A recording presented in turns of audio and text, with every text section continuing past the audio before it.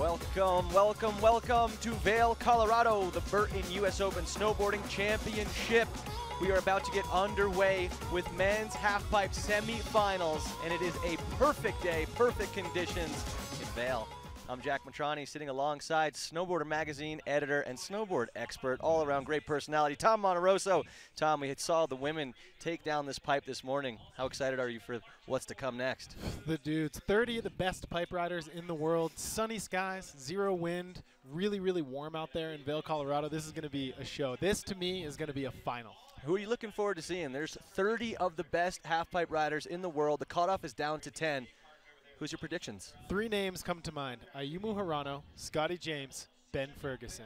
And here's a look at the start list. Starting it off there from the Junior Jam, Kyotaro Tanaka. Who else do we got? Toby Miller.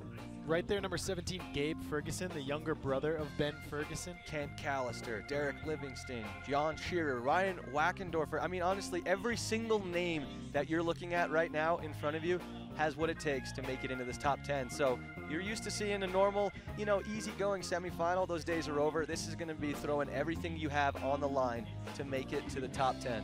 One very notable name that's absent from that list, however, is Olympic gold medalist, 3-time Olympic gold medalist, Shaun White.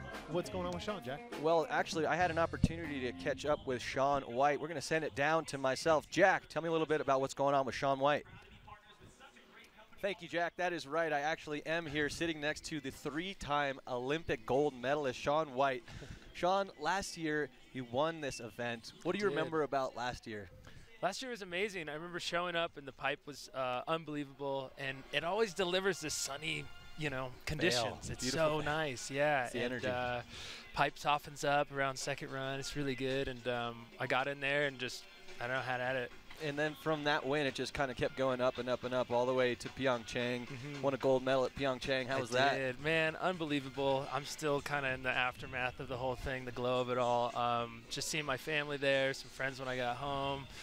Man, we did Aaron Style right away. Now to this, it's just been this fun kind of celebratory tour. Yeah, what's been happening post-Olympics? Just a lot of media stuff. You had your event, Aaron Style. Yeah. What's it been like? What's the timeline been like for Shaun White? It was nuts. Basically, did everything in Korea, hung out with the family for a couple days, and then flew directly home. Yeah, it's just been a whirlwind of media and press, photo shoots, things like that. And then Aaron Style was unbelievable. We had a bunch of amazing bands come through. So from media, it's a little hectic. Now all of a sudden I'm front row for Gucci Mane. We're all just hello, my name is Gucci Mane. That's insane. What's it like to have your own event now? It's insane. It's nuts. It's so much fun. I get to put together all the music acts. We get the riders out there. This year we had not only snowboarding but skateboarding as well. So it's like this really fun, well-rounded thing. And every year, you know what it's like putting these things on. It's like a lot of logistics, a lot of spreadsheets. Exactly. but then the day of, you're like, this was all worth it. You know. So now I'm here hanging with everybody. I get to see Jake Burton, friends. You know how much history is for this event. Yeah, exactly. So tell me a little bit about this event. Who are you excited to see? Who's putting it down lately? Semifinals is coming up.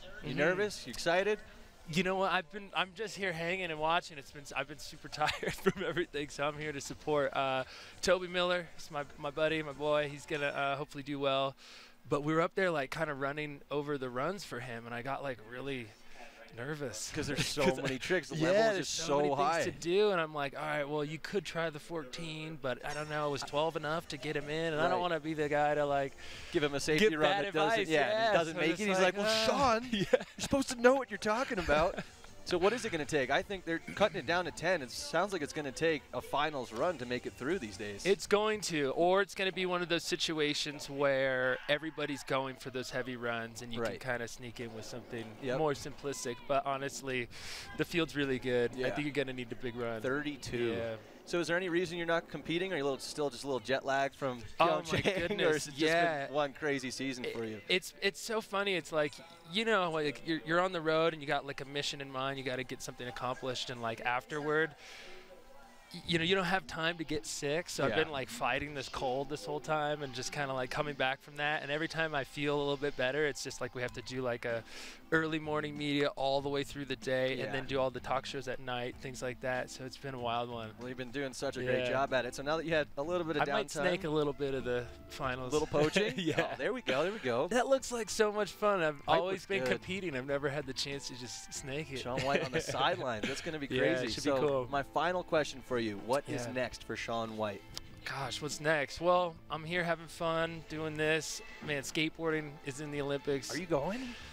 Are you going to try to go? I'm thinking about Do it, man. I love, Why wouldn't you? I love the fact that I can be like home and skateboard. Like I went to Venice the other day and just kind of put the beanie on and was just kind of cruising around, and so much fun, man. I love skating, and I think it would be a nice compliment to my snowboarding, because you know what it's like. You snowboard and snowboard every single day, and then you need a little breather. So every time in my career, like I hit this kind of point where, you know, obviously after the Olympics, that was the big goal. I need to take a little breather, do something different to come back. But I'm definitely not finished snowboarding. Yep, not we'll finished keep going snowboarding. on that as well. And Yeah. the body's feeling good. Have you been feel skating? great, honestly. You ready? Tokyo 2020? Yeah, well, I had to find out. That was funny because my people were laughing at me because right after the gold, I'm in the car texting like, so when is the skate? When are the qualies? Like, I don't know. That's insane. It's not like I got to get in shape. I'm already kind of, you know, feeling good. So I think I could transition. But definitely, like, man, I love snowboarding. I'm not ready to stop yet. Yeah, well, you've got so much on your plate. Congratulations on another incredible season. Good luck to everything in the future. Ladies and gentlemen, Shaun White, back to you, Jack. Thanks, Thanks, Jack. Thank you so much for catching up with Shaun White. What an incredible journey that guy's been on. 3 Olympic gold medals. Now he wants to go for another one in Tokyo on a skateboard. Wild. What a guy. And, you know, knowing the athlete that Shaun is, I will not be surprised one bit if I see him in the Olympics for skateboarding. He's not even human. He's more of just a robot. You know, he's programmed to just win every single thing that he does. What an incredible thing. And it was cool hearing his thoughts on halfpipe. You know, he's sitting this one out on the sidelines, and he's got his young prodigy, Toby Miller. He's doing a little coaching there. He wasn't really agreeing with me that you need to throw down the finals run. He's saying there's a little more strategy, but what does he know? Yeah, exactly, right? No, it's if I'm the rest of the field, I'm looking at Toby Miller like, this guy's like kind of being coached by Shaun. Yeah, right? He's for real. Yeah, you know? I mean, so Toby Miller, he's really just skyrocketed too. You know, like before he was just this young gun, and then all of a sudden Shaun took him under his wing. He got to go to all the training sessions with him, so I'm excited to see what he throws down here at the Open. Yep. Very cool. It's going to be awesome, man. I'm really, really excited. So let's check out the half pipe here. It's 22-foot super pipe. We watched the ladies rip this thing apart. Now we're going to watch the guys go to town in the super pipe. 600 feet long, set on an 18-degree slope, 66 feet wide. And, of course, as we said, 22 feet tall. If you've never stood on the deck or in the flat bottom of a 22-foot super pipe, it is humbling, to say the least, Jack. Especially because it's not soft yet. It might get a little bit softer here, but look, this is what we're looking for. As you can see, the graphics coming in. Height. We're looking for difficulty. We're also looking for execution. Height, difficulty, execution. And then what do we have to final this thing off? Overall impression, which is basically the feel of your top to bottom run. So they're going to judge 25 points apiece for amplitude, trick difficulty, and execution. That's a total max score of 75 trick points. The other 25 points come from overall impression. That's how high you go.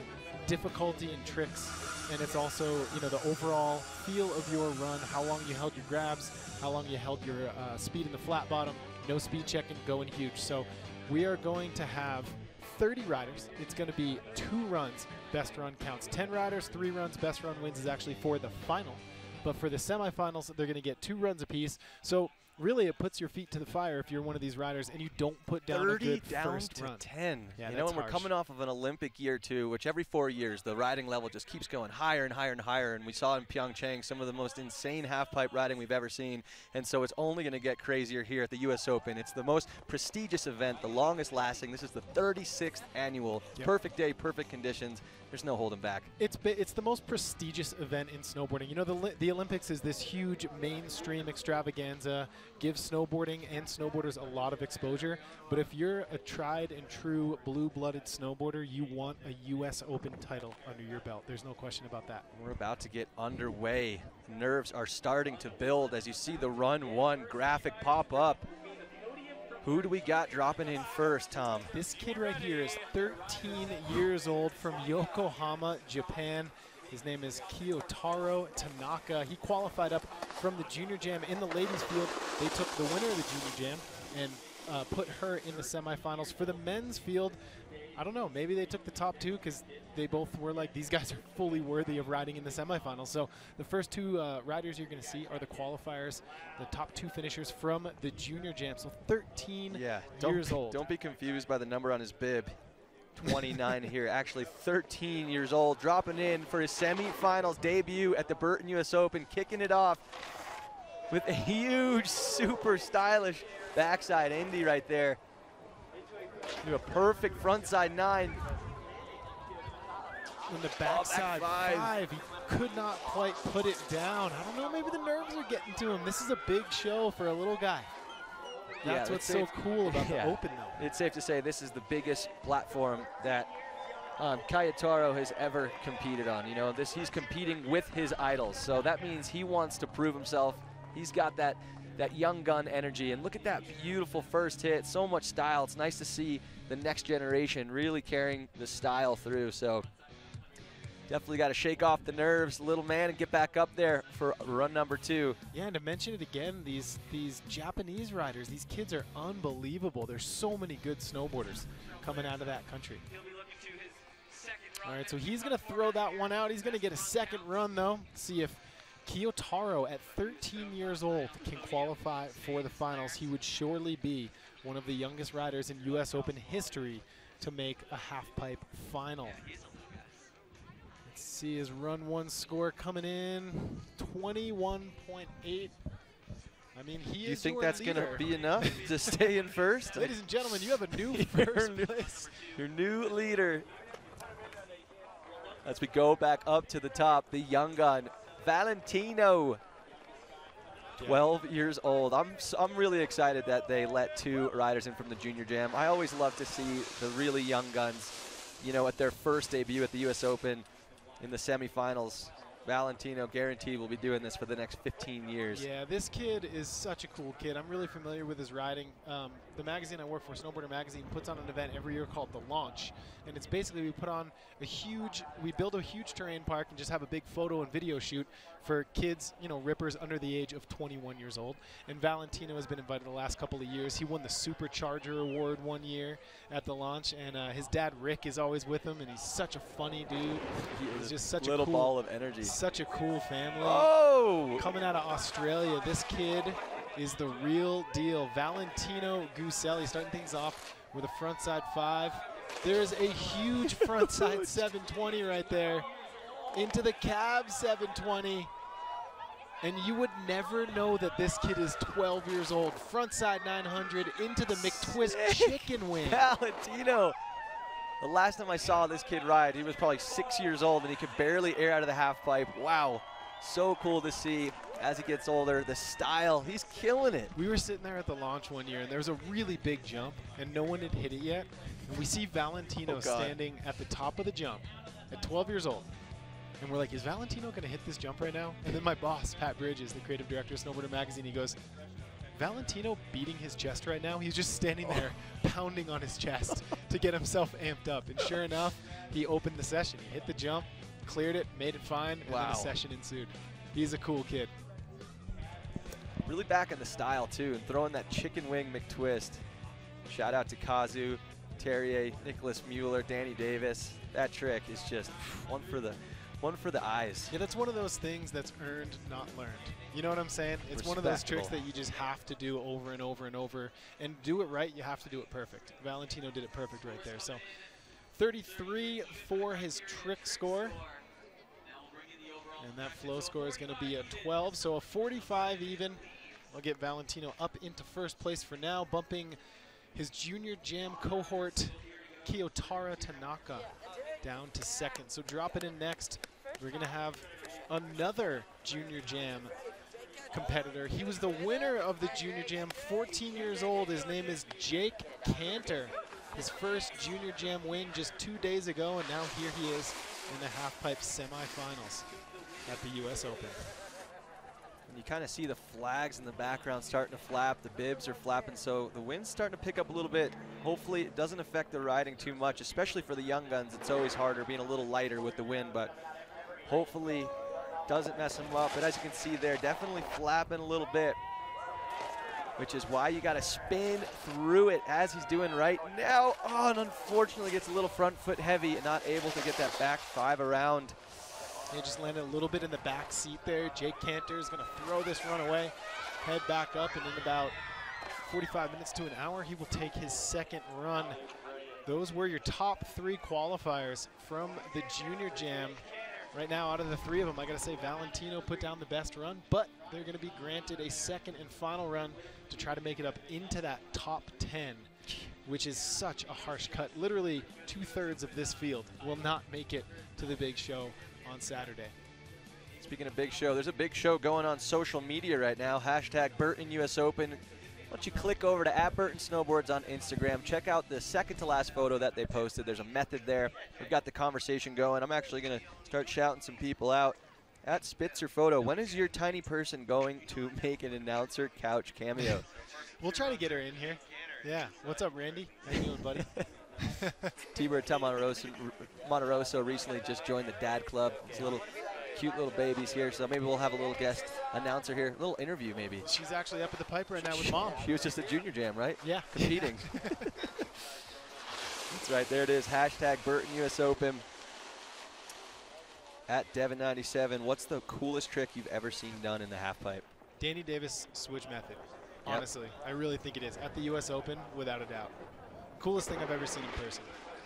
All right, here we got Aiju Hirano, older brother to Ayumu Hirano, making his way down the pipe, starting things off big old double cork front 10 into the double cork cab 1080. Little bit of a bobble there, but plenty of speed for the front 9 into the backside 5. I like that little double poke he throws in there. Wow, oh, and just barely slips out there at the end. Was having such an incredible run. Here's another look at it right here.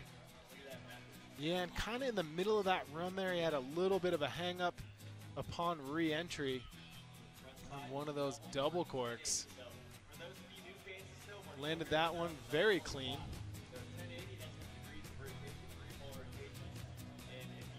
Yeah, there's that switch front side double cork 1080. Didn't quite get it all the way around, but he still had plenty of speed for that front side 900. It's nice to see him riding too. You know, he was definitely on the scene and coming in hot for a long time, and then he kind of just disappeared for a little while. I don't know where he went, but it's nice to see him back here. I mean, both him and his brother Ayumu are just incredible snowboarders. And I've actually heard that, and this would make sense because the same can be said for Shaun White, they're incredible vert skaters. Yep. Really, really good, and that speaks to how good these guys are at pumping that transition, holding their speed, and going huge. What if it was an Ayumu Shaun White skateboard battle in You Tokyo literally just 22? blew my mind. It could happen. That would be wild. All the skaters are just sitting back like, get out of here, snowboarder. I mean, hey, the Olympics, a snowboarder won Super G. Yeah, exactly. On skis. It's That so was true. pretty cool. Back to the top, number 96, Brett Esser, the local boy. Yeah, coming from right down the road in Silverthorne, Colorado. Just a couple exits down I-70. Dropping in for his first of 2 runs. Mellow Starting things frontside off. 12. Wow. No big deal. Wow. Into a backside 7, throwing down one of the more technical tricks into a switch backside 9. Cab 10 there, not sure if he got the grab. Frontside 10 into his last hit, cab 7. Got to be happy about that run. Extremely technical, which is what the judges like to see. A lot of these runs tend to end up being the same, but it's cool to see where snowboarding has gone over the last few years, really progressing in the field of technicality. I mean, and to start your runoff with a front side 12, that is so risky. You go down on that, your run is done. Right into the backside 720, fully blind landing, and then in my opinion, the hardest way to spin in a half pipe, switch backside, getting that 900 around. So Brett Esser, really, really technical, but also blending technicality with amplitude. He was going really, really big. Yep, Brett Esser is definitely known to go massive. Yeah, so it's going to be interesting now to see such a technical and big run where the judges are going to score this. So I'm guessing 44.7 for his trick score. That's a good trick score right I'm there. guessing 59.75. Yep, there it is. Brett Esser, your new leader for the time being. 5 riders, 25 riders to go. As the list goes on, the level goes up. All right, dropping in next, we got Kaishu Hirano from Murakami, Japan. Is he part of the Hirano clan? Are there 3 of them? Is this a takeover? Wait a minute. Unbelievable, 15 years old. Wow.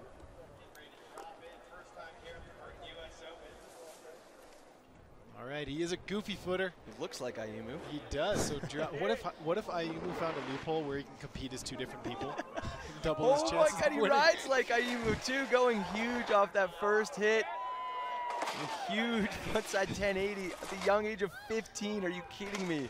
Back-to-back Unreal. 1080s. This run would have won the Olympics 8 years ago, which is insane. Frontside 9 into the backside 9. And he's got the doubles too. Are you kidding me? You hear that crowd when he leaves the lip? They were going nuts Screaming. up there. Most of the kids in the crowd the same age. I love announcing the U.S. Open, but I really miss being up on that deck. Like, Well, it maybe is- next year, you know, guys in the studio, let's if you get up guys on that let's deck. just set us up at the bottom in the crowd. But It's unlike any other event that I've ever been to. Just so much everybody, good energy. there's such good energy, especially on a day like this. You know what I Little used to wind, love sunny too skies. about the U.S. Open when it was at back in Stratton back in the day. Saw all the fans on the side just slamming on the banners. Slapping the banners of the U.S. Open pipe. That's what it's all about. The last big contest of the year. The contest that every single snowboarder wants to win, the U.S. Open. So Kaishu Hirano going to throw that one out the window and look toward his second run to try to make it up into that top 10. We just heard down from the studio, so next year they're actually going to put us in the middle of the half pipe. I like that. That's awesome. Just rope us off. Yep, that sounds great. Very cool.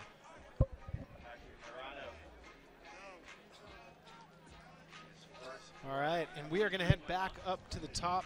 Another Japanese rider, Yusaki Yamagata.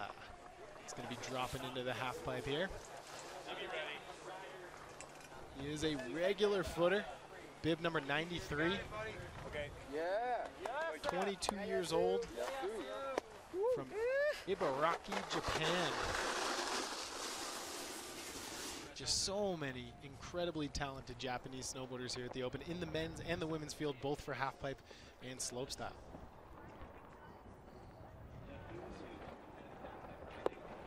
Here we go, dropping in. Yasuaki Yamagata. Stylish little backside air to kick things off.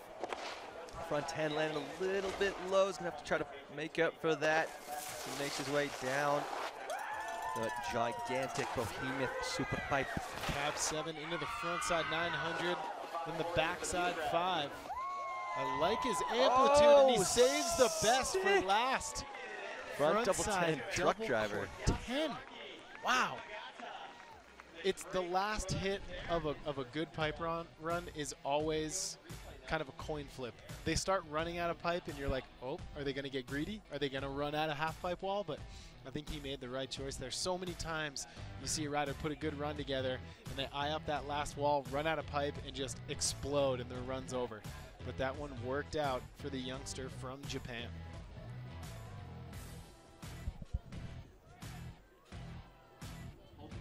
It looks like the pipe is holding up really, really well, Jack. The pipe is in perfect condition right now. The looker's right side is getting a little bit shaded, so that's going to stay a little more firm, whereas that looker's left side you see right there on your screen is just cooking in the sun. So keep your eye on that, because that might change. We've seen it in years past at half-pipe events where one wall gets a little bit slushier and the riders have to adapt their runs in order to accommodate the changing half-pipe conditions. There it is, right meow on the screen. A 56, so enough to get second. So the first 6 runs that we've seen right meow are not. Sorry, I blew it. I'm looking at the hashtag Burton US Open, and Nate Muson just hit us up and said, "Can you work 3 Super Trooper meows into the broadcast without calling it out?" I failed. I totally failed. That was awesome. If you guys are tuning in, join us on Burton Snowboard's Instagram page, hashtag Burton US Open. Drop a comment. We'll shout it out. You got a question, you got a joke. The webcast is all, and there it is, hashtag Burton US Open. It's all about the engagement. And back to the screen, bib number 94. Yeah, we got Ikumi Amai. Dropping in right meow for his first hit. Huge! Stalefish goes a little bit too deep. Still holds on though, picking it up. Huge. Landing a little flat on that frontside double cork 1080. Ouch. Unfortunately not getting it around, but surfing. That just got me a little bit excited there to see Ben Ferguson's run later in the field. Oh man, I want to see that air to fakie. I want to see that air to fakie 20 feet out. Yep, I want to see him land his first run, qualify in the top position, and then on his second run, just surf down the half pipe. Yeah. Throw some gator rolls in there. I'm really excited to see Ben's younger brother, Gabe Ferguson, too. Yeah, he has that kid has so much style. He has come so far in just a few years. He went from kind of being a middle-of-the-pack contender for a while, and then one year he came to the Open, and he had doubled his amplitude. He was going so big. He just kind of dialed in that edge control, probably from riding with Ben, because those two have some of the best board control of not just any competitor here at the U.S. Open, of any snowboarder I know. Yep. They're really incredible free riders. So. Exactly. It's incredible to watch them out in the backcountry, powder, anything that those two put their snowboards on, they're going to kill it. All right, here's one of my favorite riders to watch. You saw him in slopestyle if you tuned in. This is the young Finn, Rene Rinnekangas. Which you don't see a lot of. I mean, to be competing in both these days is just an incredible feat itself. I mean, yeah. It used to be back in the day that you could compete in slopestyle, head over and compete in halfpipe. Actually, one of the questions on the Burton Instagram was, why don't we see more overlap? And the answer is because the level is just so high, so you really need to focus on one thing if you want to make it to the top of one of them. Yes, tripod into the pipe. Oh, it's a poach session, folks. Oh, I like it. What? He's got his homies with him. That's what I'm talking about. Rene Rinnekangas. Still throwing a really sick run right now. Yes, he nice is. to see the slopestyle. Oh! He almost runs into Gimbal God. This is going to be some incredible footage. I cannot wait to see. Oh, is that Nick Baden? That Nick Baden's a part of the Baden. track. So Nick Baden throw an alley-oop back rodeo. Oh, and a nollie front flip to close it off. Just a circus act run right there. And that is the Gimbal God right there. Some incredible footage from behind that lens. That was my favorite run that I've seen here at the Open, slopestyle or pipe. Because really that's ultimately what it's all about. Like, this isn't to be taken too seriously. It's just snowboarding, you know? And Rene Rinnekangas is having fun with it. He's got Nick Baden in the pipe. He's got Gimbal God chasing him in his first semifinal run. I can't wait to watch that. That's so cool. You think he'll probably have it on his Instagram account in the next 15 minutes, too? I'd say It 15 pumps seconds. out content out like yeah, he other. might be posting it right now. That was very, very cool. So Rene Rinnekangas, yeah, don't not think scared of that's his tricks. I don't He's think scared of that's hitting going to his score friends. very well with the judges. What? Only a 33? Well, maybe he was thinking that if he had 2 riders, he could double up his score. Yeah, I was going to say, what if they scored Nick Baden, added them together, and they kind of came as a package deal for the rest of the event? I mean, that'd be a cool event. That was really sweeping cool. out all of that circusry after that run, just wiping a fresh slate. There's the Vail Slip crew right there. Yeah, Big shout out. That is snowboarding's equivalent of a Zamboni. Exactly, right there. Just best way to put it. Smooth the bottom of that pipe out. And it's it actually running harder nice than and it fast. looks. I've seen a lot of the times, you know, some of these guys hook an edge. and unfortunately go down. So, you know, Here's a question. It's the Flying V. It's like Mighty Ducks. Is it scientifically proven that skiers make better side slippers than snowboarders? Like, I always wonder, why isn't it snowboarders? I think, one, it looks cooler because it looks like that Mighty Ducks Flying V.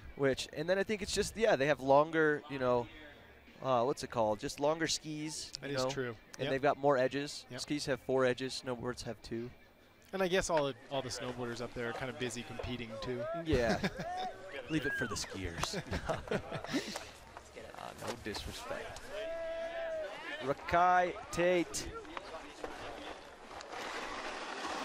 Coming out of New Zealand, Minturn, New Zealand, 19 years old. Bib number 109. Rakai Tate getting ready to drop in the regular footer. He's going to be hitting his backside wall first. And here he goes, dropping in, coming in hot. Oh, huge backside air. Backside air right there. Huge front 9 tail. Tons of control, insane style. Look at how he lands all the way back up on the top of the lip. An air to fakie, coming back in blind and switch into the cab, double cork, final hit. What does he got? Front double, going huge. And almost squats it out, but where did this kid come from? Unbelievable. Rakai Tate just throwing it down. That was a sick run. I think that last hit, I think they're going to deduct some points out of his overall impression score for that. But that was a proper method to kick things off. Right into the front side 900 tail grab. Holding his grab almost for the entirety of the spin. And there's that backside 540. Check this out. Air to fakie. Take a photo of that, folks. Hashtag Burton US Open. Let's see that one. And there's that cab double cork 1080. And this is where I think they're going to shave some points off. Front side double cork 1080. Watch when he comes down right here. Just lands a little heavy on his heels. Kind of butt checks it twice, and that is going to take away from both execution and overall impression. But if he can clean that up and put that last trick down, he's going to have a contender run. That is for sure. All right, dropping in next, coming out of Mammoth Lakes, California, Joshua Bowman, 19-year-old regular footer. First time I've had the pleasure of announcing one of Joshua's runs.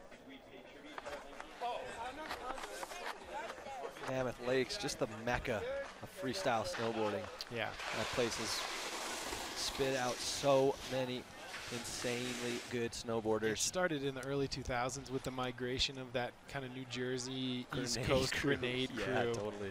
I definitely found myself there for a couple of years. Wow. Yeah, so cool. That was my introduction to snowboarding. All right, here comes Joshua Bowman. Dropping in for his first of 2 runs in men's half-pipe semis. Yeah, that was a huge front 12 right off the bat to a rocket air. Oh my goodness, going huge all the way down. Puts the brakes on after realizing how big he's going. He is going huge. Wow, what a run right there from the Mammoth Lakes local, Joshua Bowman. Talk about spanning 2 different eras in snowboarding. You start off with a frontside 1260 tail grab, and then you go into a rocket air. Yeah. That's like a trick from 2018, and then a trick from 1989. Yeah, exactly. Look at that. Oh, so cool. I don't think I've ever seen that, to be honest. Backside rocket air. Yeah, I don't think I have either. That was awesome. Look at the size of that frontside double cork 1080. Are you kidding me? Yeah, and then right there, right before that clip, you could tell he just kind of put on the brakes a little bit. Yeah, which I don't blame him. I don't blame him either. If he wouldn't have put on the brakes coming off of the speed of that front double, he probably would have ejected and landed in the Vail parking lot on the Solaris stage. It's and as a pipe rider, I mean, Jack, you were a amazing half-pipe rider, and you still are, but you have to kind of dance that fine line where you want to go really big, but the minute you kind of start dabbling with going too big, you're dancing with the devil there. Yeah, exactly. It can end really once badly. you're taking too much speed, what happens is G-forces, Yeah. and if your legs give out, it's a really, really bad scene because your legs give out and you're going that fast. You're going to end up in a really, really bad spot. My legs could give out when I'm getting off the chairlift at this point. I'm 36. I got a kid. My legs gotta just be gave careful out out watching that run. All right, so Joshua Bowman is your new leader, 64.37. Some low scores right now. I mean, we're 11 riders in right now, and the highest score is a 64.37. What do you think's going on? Is it the wind? I think it's the win, but I also think the judges have to be a little bit conservative because as you get further and further down this list, I mean, you got riders like Toby Miller, Chase Josie, Ben Ferguson, Ayumu Hirano. You need, as a judge, you need to leave room to not kind of max it out too early to allow these guys who have those really, really big runs the ability to score up in the 80s and 90s. Starting his run off there, unfortunately. Not quite able to put it down. Jun-Sik Lee, our only Korean rider here in the field in semifinals. Really cool to see all these different countries represented. I mean, looking down the list, you got Finland, Australia, United States of America. You got a lot of Japanese riders, a couple Swiss dudes like Pat Bergener. It is definitely a mixed field out there in terms of nationality. And Jun-Sik Lee, the lone Korean rider, unfortunately not quite able to put it down. But he's going to toss that one out and go to his second run to try to make it up into that top 10. Jack, we did this for the women. What do you think that kind of cutoff number is going to be? You think it's going to be in the 70s? You think it's going to be in the 80s? I mean, they're only taking 10. I think it's going to be high 70s. Yeah. Like I was going to say low 80s. Yeah, 78.74 would be my prediction for 10th place, to be precise. Are you a time traveler? Yes, I'm bulimic. I can read minds. We've already established that. All right, so Jun-Sik Lee, that'll be it for his first run. We are going back up to the top, 30 years old right here, Marcus Mallon. I feel like I've been announcing this dude's half-pipe runs for over a decade at this point, and he's still at the top of his game. There's his grandpa right down there at the bottom. So he drops in. This guy goes huge. I'm hoping he just does one of his 25-foot straight airs. Yep, he heard it. Wow. Huge frontside air and too much speed to even hold on. That right there is what you're talking about. G-forces eventually come into play. That he was taking so much speed through that flat bottom. He didn't want to speed check. He wanted to go bigger. Unfortunately, kind of blew it out on that heel edge. Couldn't even get a second hit out of it. But Marcus Mallon, you will see him again. He will get a second run here in men's half-pipe semifinals. Don't forget, if you guys are tuning in, you want to talk to Jack, hashtag Burton US Open. We got some people reaching out right now. At Scuta, shout out from San Diego, watching the library, killing it, boys. Oh, thanks, man. At CPC Amarillo, anyone wearing the new Burton step-on bindings, or could we see a TV demo by Burton Snowboards, hashtag Burton US Open? Actually, haven't tried them, but I've heard good they're things. awesome. Yeah, they're I heard amazing. they're awesome. Makes it easy, you know, makes it so much easier to just click right in, step right on. I don't think that any of the riders in the competition are using them. You know, it's the first year they're out. You know, they kind of want to just, you know, figure it out, get used to them, and then I'm sure, you know, within the next couple of years, that's where the direction of snowboarding's going to go. Burton always innovating on the technology year after year. Back in Burlington, Vermont, in the Craig's factory, the laboratory, you got Doyle and JG, the rest of the genius engineers, JG, just yeah, pushing the envelope of what is possible. Snowboard equipment, technology. Kent Callister, the Australian. This kid has one of my favorite methods in the pipe. Which he made his debut at the US Open, I want to say it was 2 or 3 years ago. With that right there. There it is. Right into the frontside double cork 10. And then the cab double cork 10. How did he even get the speed to do that? That was insane. He had a little bit of a bobble on that first double cork 10. But he looks to be holding his speed just fine. I think that's going to affect him when it comes to the overall impression. But 3 doubles execution portion. and a 9, that was insane. Look, here's another look. Take your cameras out and snap that photo right there. Yeah, that is a photographer's dream right now down there in the media corral. And Aaron Blatt and Blotto just printing money down there right now. Bluebird Day. And Snowboarder Magazine just came up. There's that double crippler a la Ben Ferguson, the first rider I've ever seen do that trick in the men's field here in the pipe. So will it be enough to knock Joshua Bowman out of that first place spot? Right now, Kent needs to come in with a 64.37 or better.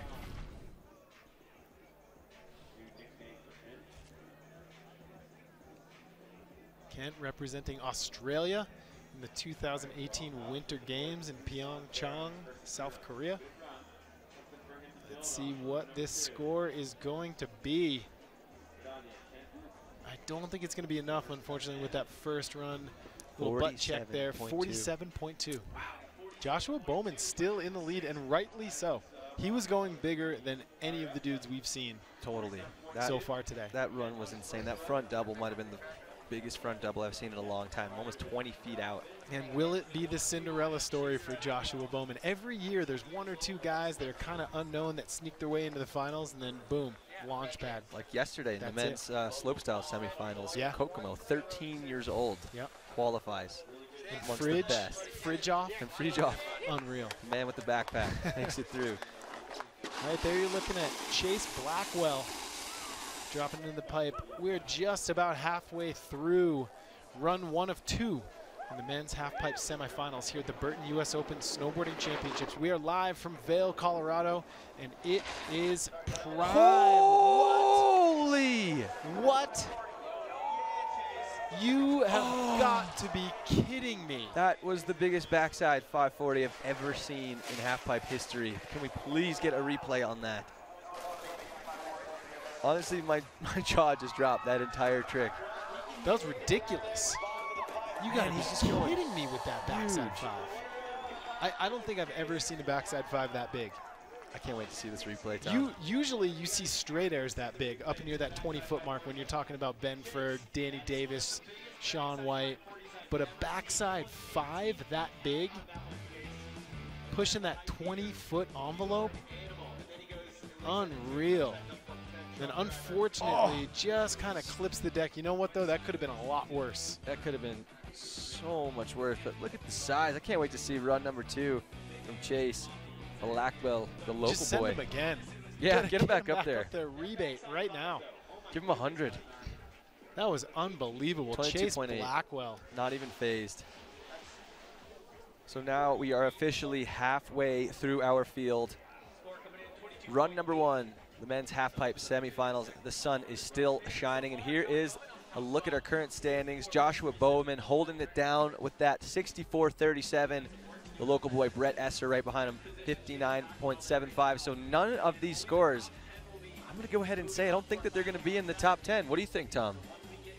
64.37. I don't know. That could be more like 12th, 13th place. Yeah, it's still too early in a semifinal. And with, you know, if it was snowing out and the pipe was running a little slow, that might change. But I mean, it's sunny, it's fast, and dudes are going huge. I mean, look at Chase Blackwell. That backside that 540. Backside Throw 5. that on Let's the get camera. another Thank look you. at that. Thank you. That is ridiculous. That thing was insane. Absolutely unbelievable. Jaw dropped, had to pick it up off the floor. That was insane. So what do you think's going on here? I mean, we're halfway through and we haven't seen many landed runs. Is it the wind? Is it the pressure? I mean, we were talking to Sean earlier, and Sean was saying that he's like, look, it's the U.S. Open. People throw it all on the line, and not a lot of people land because of that. Well, and, you know, yesterday in women's slopestyle semifinals, run 1 was an amazing first run for all of the women, but then run 2, and this always seems to happen in semifinals of the U.S. Open, run 2, they just press the gas pedal. It happened in women's pipe, happened in men's slopestyle semifinals, so I think run 2, we're going to start seeing some of those 70s, 80s, because the riders are just getting a little bit more comfortable with the half pipe, how it's running, the vibe of the crowd. It's more electric as the contest continues on. So I think we're going to see some pretty incredible runs here coming up.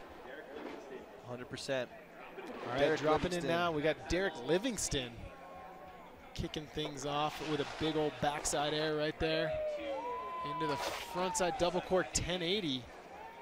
This is going to be a cab double cork. Huge 10. cab double cork, traveling so far down the pipe. Frontside 900 into the backside 5. Nice and stalled out, spun very slow.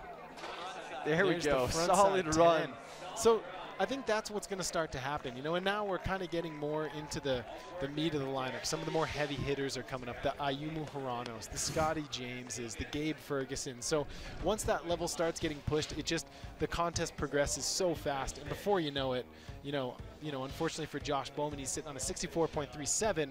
I just don't see that being a top 10 run right now. Which is crazy because he's been in first for so long. I mean, he's got to really just appreciate this time right now, being in first place at the U.S. Open semis for this long. It's got to be cool. Will he be in first place after Derek Livingston's run? We don't know. It's He for the should judges to just find out. screenshot it and throw it up on the hashtag Burton US Open and be like, look, I'm in first. Yeah, it's a resume builder right there. Yeah, exactly. Put that on the current resume. All right, so Derek Livingston putting together a burner. Good run from the young Canadian. Let's see where the judges score this. All right, so your max trick score is a 75. He's coming in at a 49.2, almost a 50. That's pretty good. 67.1. Derek Livingston is your new leader. Joshua Bowman gets bumped down to second. Brett Esser, the local boy, will stay in third for right now as we head back up to the top. One of my personal favorites, not just in the half pipe too, just all around snowboarders, Gabe Ferguson.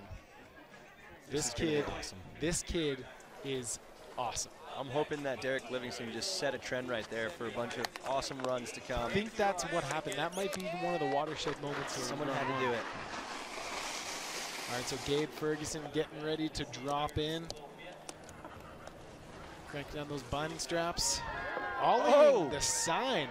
There it is. I like that. I wonder if that was spontaneous or planned. Look at the edge control on that heel edge. Such good style off the first two hits. Into the technical tricks. Double Michael Chuck. Air to fakie, and unfortunately pops a little too hard, puts him in the flat bottom and is unable to hold on. Was having such a sick run all the way from the top, ollieing over the fence. Gabe's also one of my favorite people to watch poach as well. Last year was killing it on the poach train. What's so funny about Gabe too is his riding is explosive and spontaneous and incredible. But then you chill with him, and he's just the mellowest dude. Yeah, like how he is on a snowboard is so different than how he is just in real life. Hanging out. Yeah, it's crazy. Same with his older brother, Ben. I mean, you watch him ride, and it's just seriously like he's getting in the ring with a bull. Yeah, they just have a switch. Yeah. Yeah. Or maybe they're just harvesting their energy all the time off the hill. They're just like, and then boom! And they just release it on the half pipe. That's smart. I'm going to try to do that. Oh, what a bummer. Gabe Ferg. Not quite able to put it down. I think he just landed a little bit too low there on that air to fakie, and he knows it.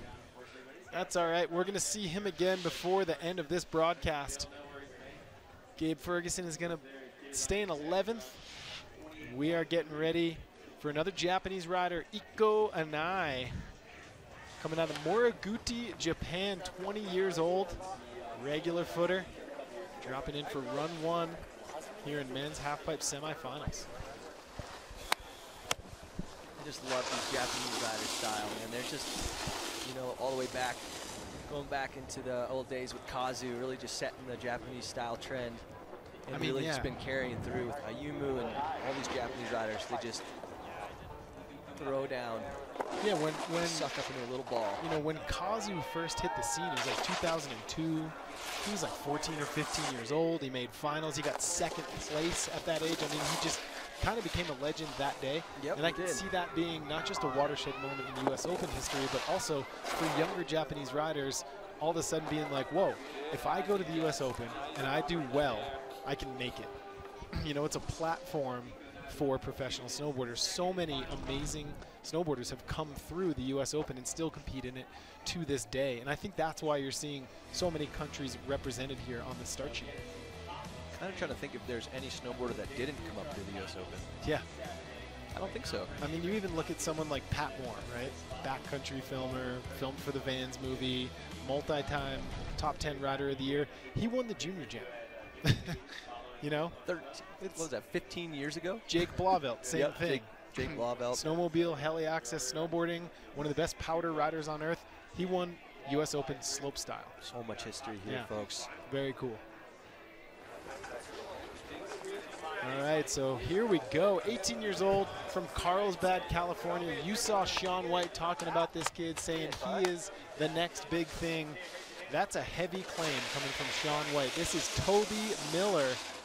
This kid's got 1260s. He's got double cork 10s. He has a huge bag of tricks that he can unleash. He recently learned the YOLO flip, unveiled that at the Dew Tour.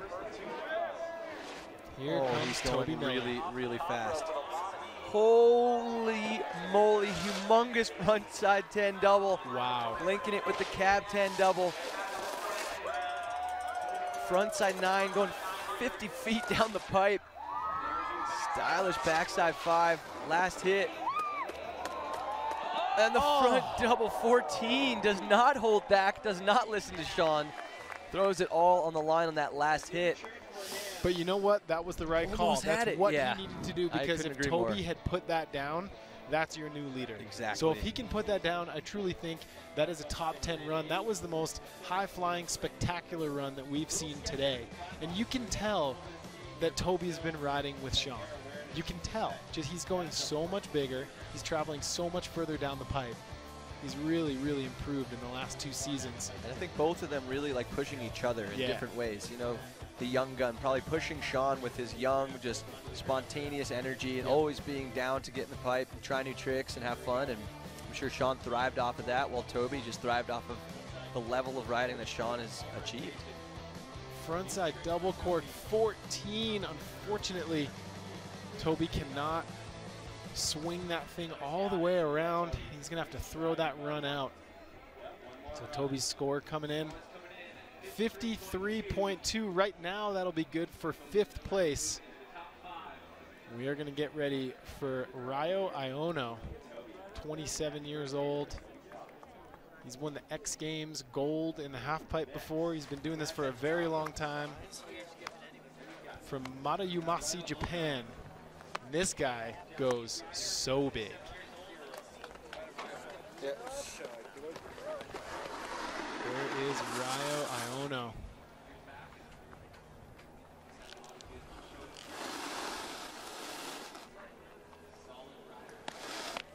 Ryo Iono, you saw him at the top of the half pipe over in Pyeongchang as the coach. Yeah. It's crazy.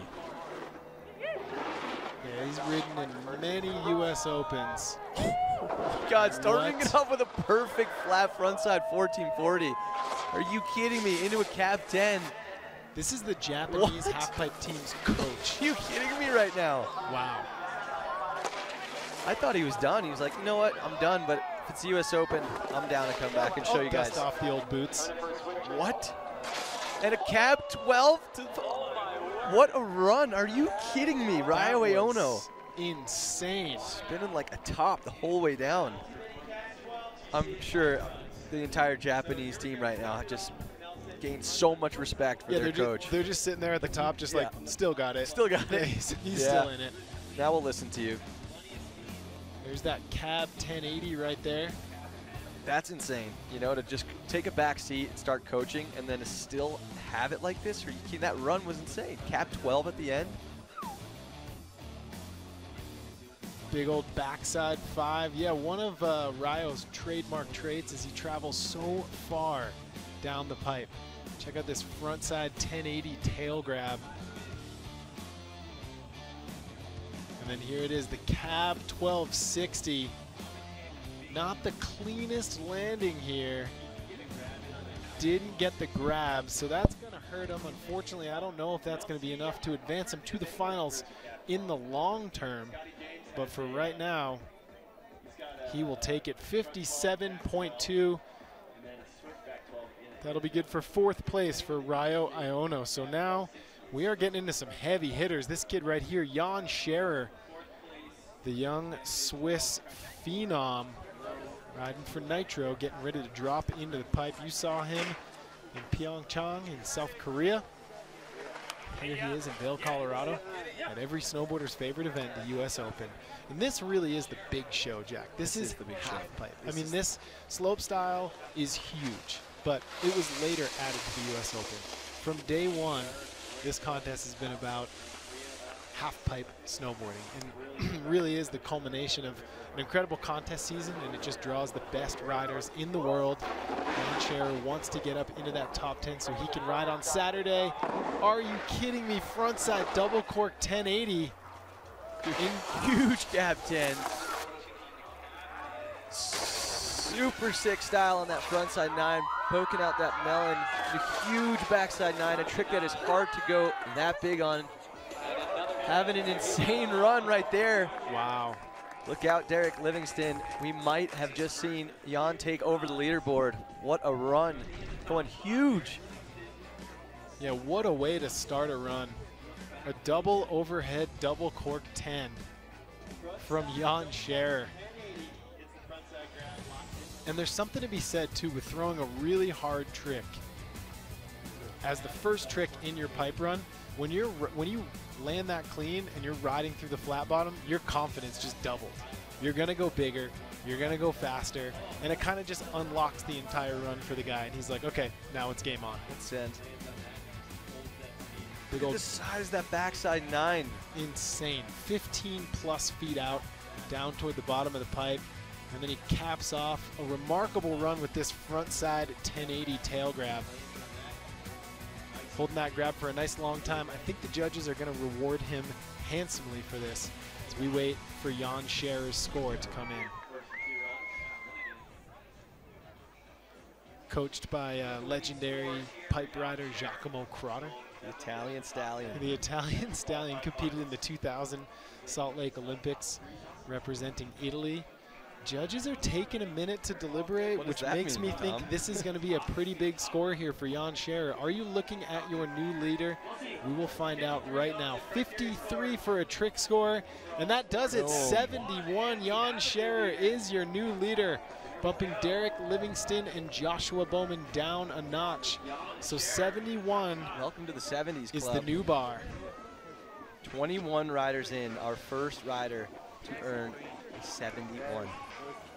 Yeah, first guy with a 7. Now watch this entire. Now watch the entire top 10 shift from here on out. Colin, and that's what I kind of think is going to happen from here on out, and even moving into run 2. The bar has just been raised again. First by Chase Blackwell, then Derek Livingston, now Jan Scherer.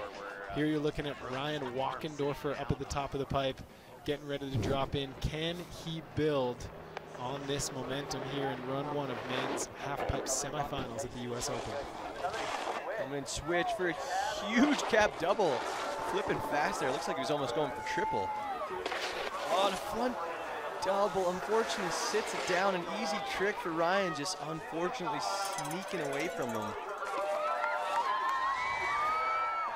Yeah, I mean, looking down this list of riders still to drop, we've got 2 Olympians here in Chase Josie and Pat Bergner. Then Raibu Katayama, another Olympian, Jake Pates, and then, of course, Ben Ferguson, Scotty James, and Ayumu Hirano. So that right there could literally almost wipe out the entire top 10 that we have if they can all put down the run that they want to. So it's about to switch up here. Stick with us. It's going to get fun. It's going to get fun, man. And got to give it out for Ryan Wackendorfer. This is actually his first event since his broken arm injury. So he's just got to be happy to be up there snowboarding. He's been on the sidelines all season watching all of his buddies. He made a super quick recovery, though, too. He did. Yeah. Whack Attack is number 1. There he is. The Whack Attack. One of the longest last names in the field. Look at how long his last name is. It almost goes into his first name on the start list. 12 letters. How did you count that so fast? 12-letter last name. I'm a grammar guy. Yeah, he's a writer. Yep. Editor, Snowboarder Magazine, Tom Monterosso. That's why they pay me the big bucks, buddy. You could count letters. All right, there you're looking at Nato Ando from Takasaki, Japan, 20 years old. Regular footer. So only 2 goofy footers left to drop in the entirety of run 1. This guy, not one of them. Left foot forward. I just got word, too. It sounds like we might have a snowboard legend joining us in a little bit. Danny Davis, who's not competing today, might be sitting in here with us. Just wanted to chat with him. Started off with a solid air to fakie. Stylish cap 1080 to back that up. big old front side 540 into a backside 540 into a front side 1080. Holy, huge cab 10 double. And a front 9 and puts it down. What a Wow. run. Insane run there from Naito Ando.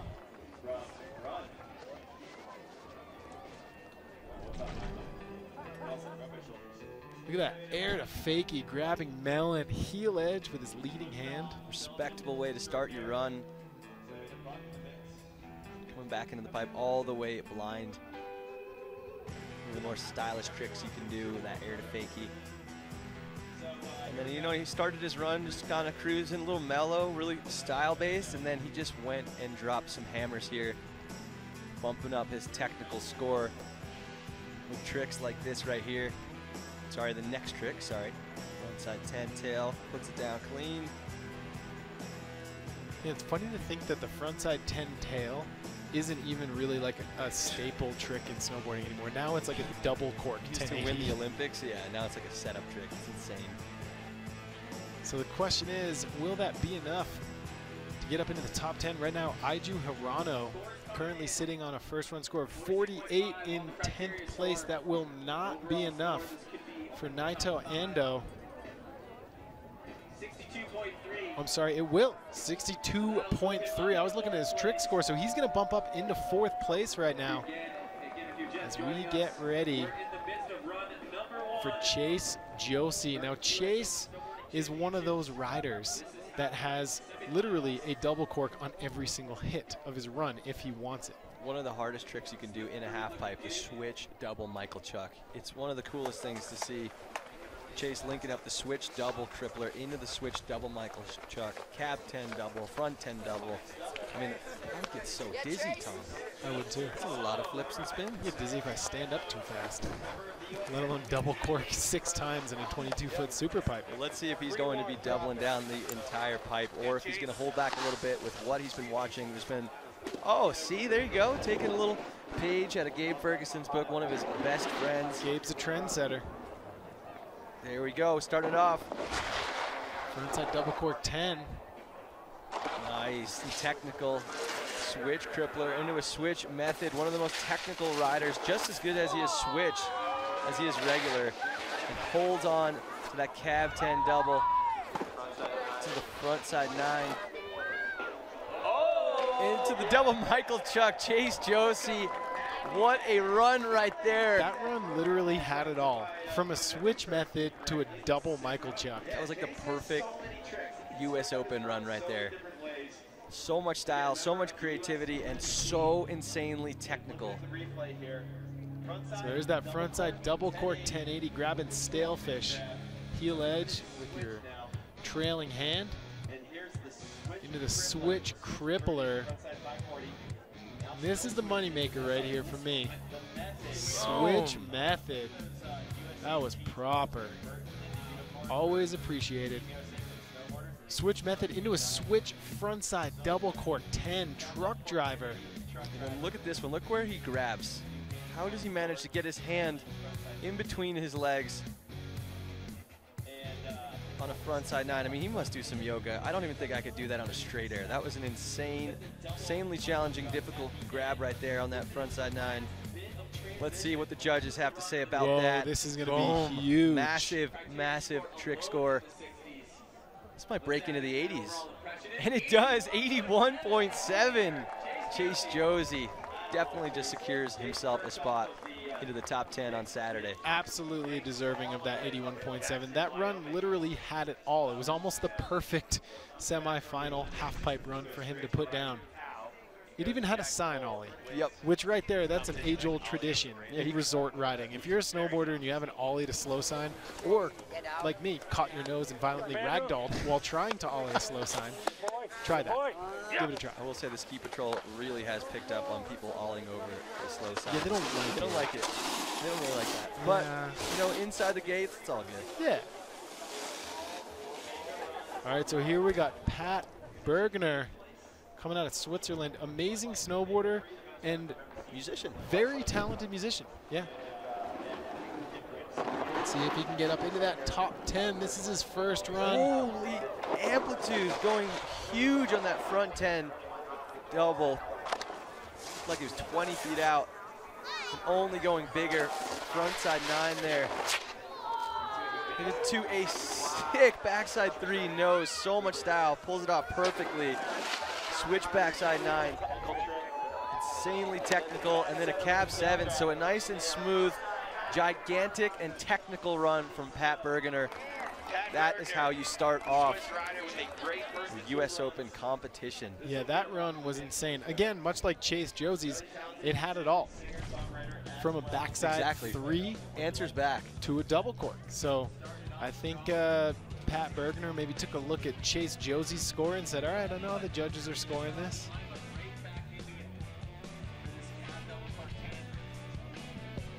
So Pat Bergener putting it down on run 1. There's that front side 900.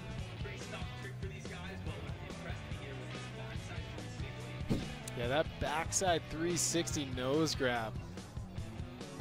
Looks simple, but is actually very, very technical. Highly consequential as well, because if you clip the deck of that half pipe upon your re-entry, it is not going to be pretty. So Pat Bergener blending technicality, amplitude, fluidity, and style. 57.3. This is looking good. I'm saying 76.4. And it's a 76.4. You called it again. I need to hit the lottery. Pat Bergener just bumped up into second place. Not enough to unseat Chase Josie from first place, but a great run from Pat Bergener nonetheless. Trying to get into our Saturday final here at the U.S. Open. Pat Bergener signing some autographs down there. Here you go, my friend.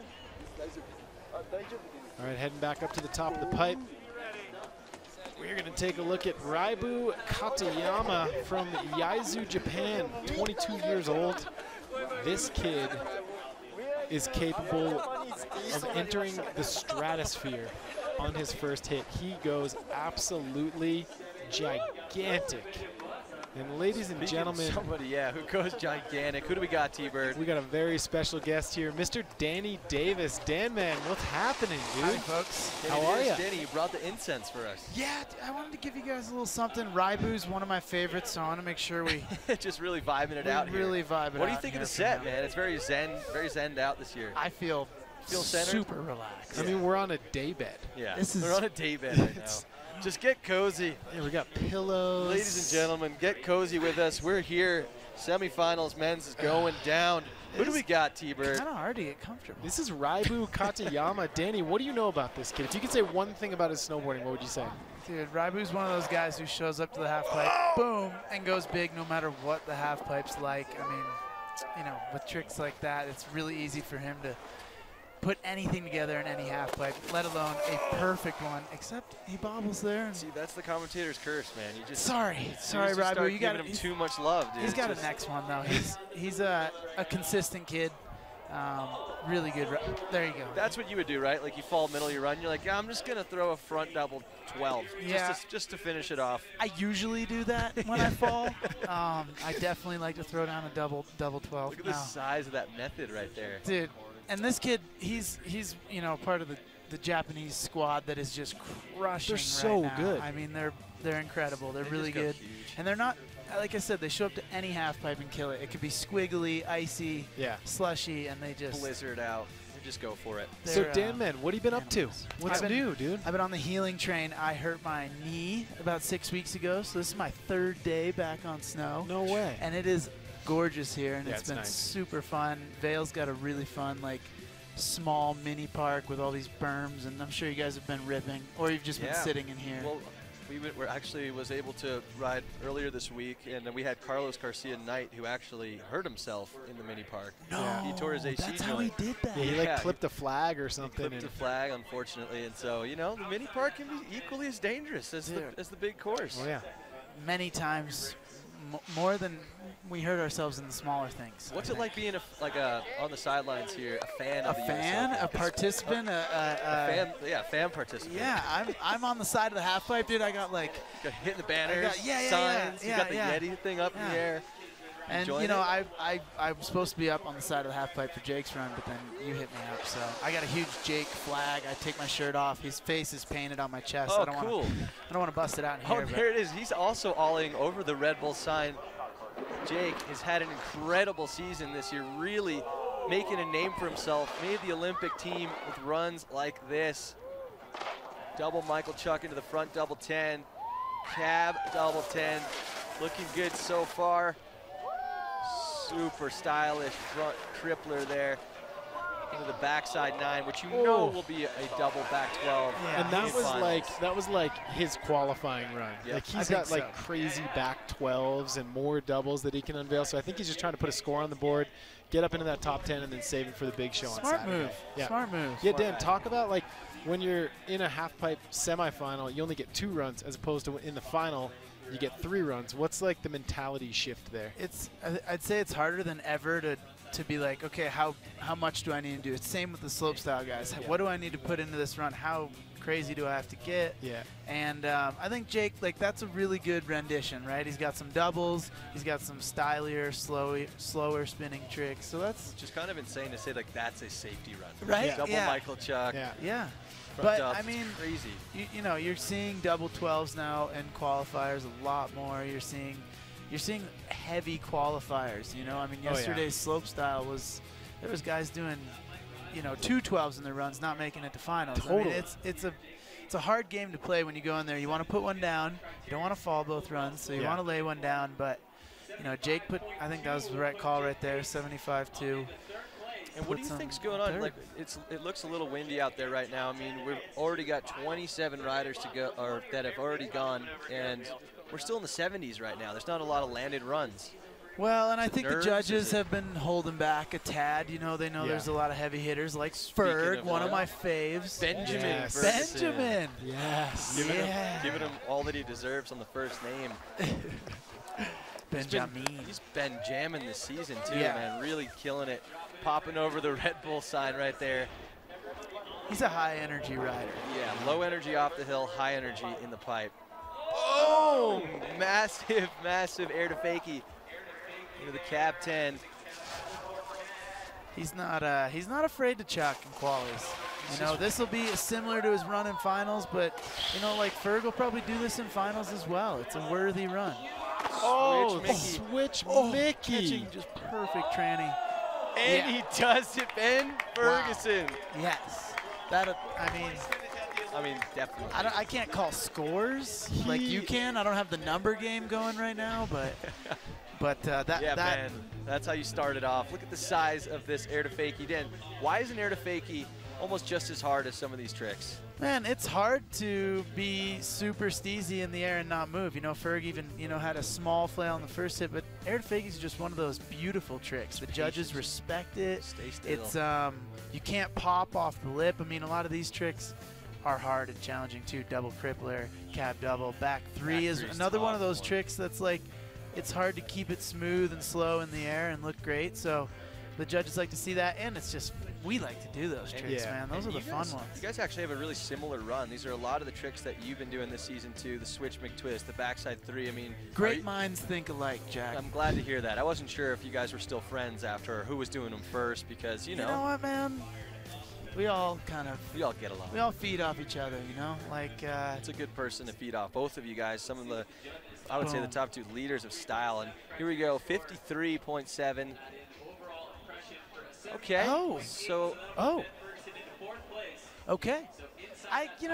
He's in there. 73.8. He's in there. I think that's a good spot to be that's sitting. right. There's only 2 riders left to Exactly. go. Scotty James, Ayumu Hirano, and that'll be the end of run 1. So we still have 30 more runs to go after that for run number 2. Okay, we're just run number 1. I kind of just Yes, been Dan. shredding this morning, and I caught the Welcome to beginning. Vail, Dan. I'm sorry. Welcome back to It's Earth, Dark Knight. gorgeous out there. Scotty James. Scotty One of my James. faves right now in the half pipe, man. Scotty's Yeah. got that backside 12, that kind of double court back 12 that looks like a back 9. Like Yeah. he does it so easily. Or like a back 10 double off of a jump. You know? Yeah. It looks very Yeah. like it's straight off of a kicker. But the reason it looks so easy is because he goes so big when he does it. Like he's got plenty of time to get it around. He's It's got to pretty go extra big because he's incredible. extra tall. He's one of the tallest guys in here, which actually is really fun to watch. Especially when the wind's going. That's tough. You're like a sail. This giant tail. Dropping it with ton of speed. Super stylish backside 3 into the switch backside 9. You'd think it's regular. Does it so easy. Huge cab 10 double, brings it back around a regular. Taking a page out of Scotty Lego's book. Frontside 9 nose grab into the back 12 double. How you doing? man. See you later. Scotty James puts down an insane run.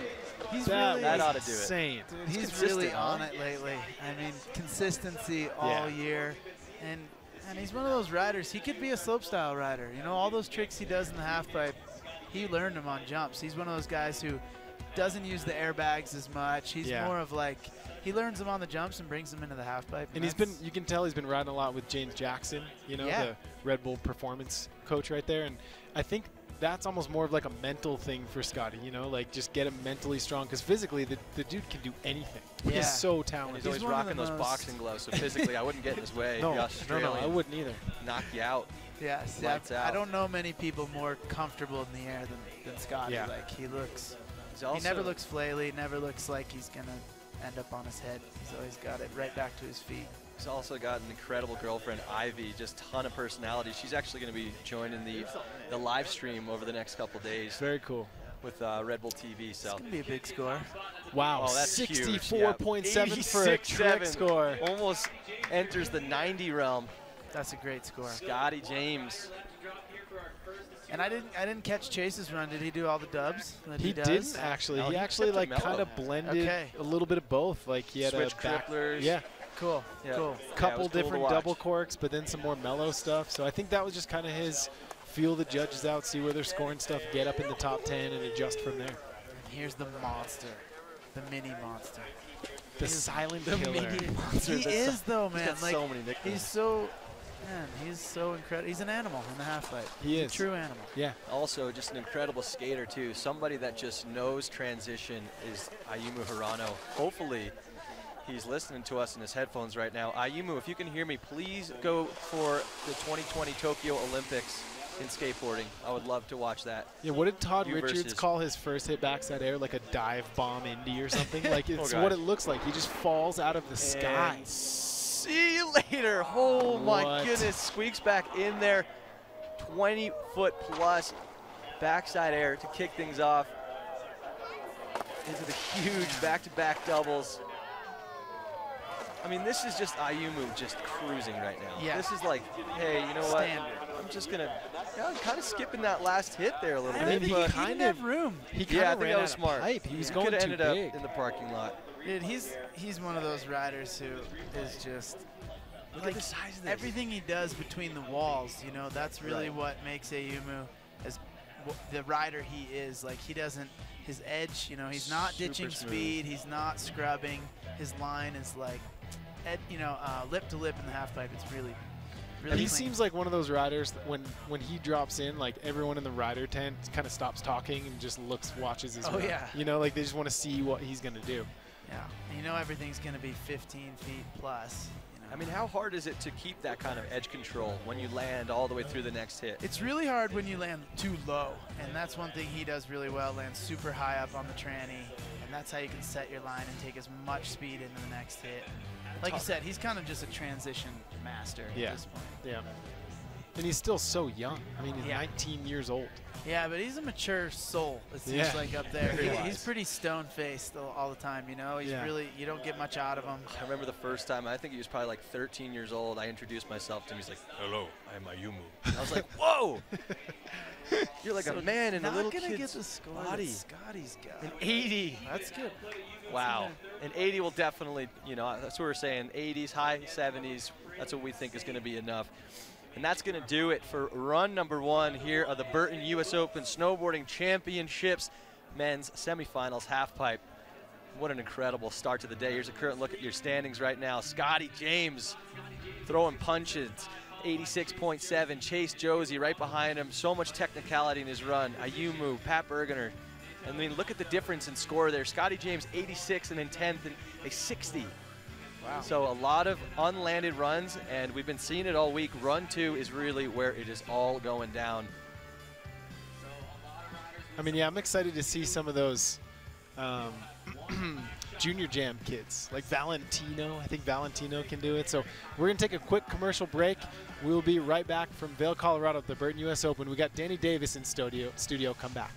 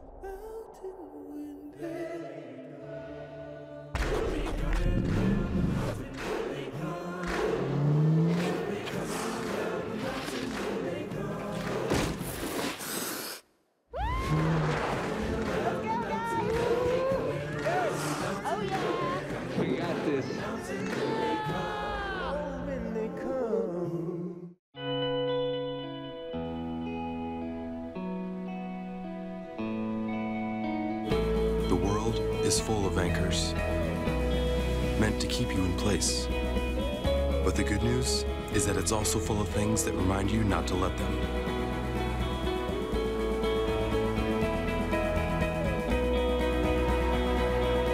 So every time you raise a Pacifico, let it be a reminder to live life anchors up. To the studio, Vail, Colorado, Burton US Open Snowboarding Championships. We just finished up run 1 in the men's halfpipe semifinals, and we've got so much incredible riding to go and incredible humans to introduce. Danny Davis, someone that we wish was up there in the studio or in the halfpipe, but we're lucky to have you in the studio. Yes, thank you. What do you think of run 1? It was great. I caught kind of the end. Yep. I was up ripping the slopes, but I caught kind of the end, and I'm going to sit down and watch run 2 because it sounds like there's some people who can make some changes in the top 10 there. For sure. And really change some things around. We've seen it so far in every single competition that we've witnessed so far. Run 2, run 1s have kind of been a little bit shaken off the nerves, and then run 2 has completely reshaped the top 10. Yeah, it will, for sure. And we kind of saw everything, you know, in run 1. I mean, for example, we saw Rene Rinnekongas had kind of like the embodiment of what the U.S. Open is all about in his run. Check this out. So Rene's dropping in here, if you missed this, and then all of a sudden Nick Baden just appears out of nowhere, and then Gimbal God is filming them. So Rene is taking his actual official first run with Baden just tailing him. Like this wouldn't happen at any other event. This is what makes the U.S. Open you'd so be cool. kicked out. Yeah, you would for sure. And he almost kills the Gimbal God. I can't wait to see this footage. Oh my God. Like a circus. Loose. That's one of the looser contest runs I've ever seen. It's so But rad. beautiful. So rad. Watch this last hit. Watch this nollie Orchestrated from him. chaos. Ready? Boing. Yeah. And that's something you don't get at any other event. Yeah. That's something that's really fun for us at the Open, you know, and this is our contest, it feels like. you know? Exactly, yeah. It's like the one thing that we still control. With a lot of the other contests is like mainstream media blowout. This is like kind of our thing that we got to nurture. The culture that breeds the community that snowboarding has. It's right here. It's going down this week, and I'm hoping that this weather stays like it is. It's a beautiful day in Vail, Colorado, and when it's sunny out and that pipe gets perfect, we see snowboarding keep progressing to the levels that we didn't even think possible. I mean, perfect example is your leader, Scotty James. Like his run, I mean, we got to say that Scotty's got to be one of the favorites chance to win this event after seeing his run 1 here. Let's check it out. Scotty James starting things off with a backside 3.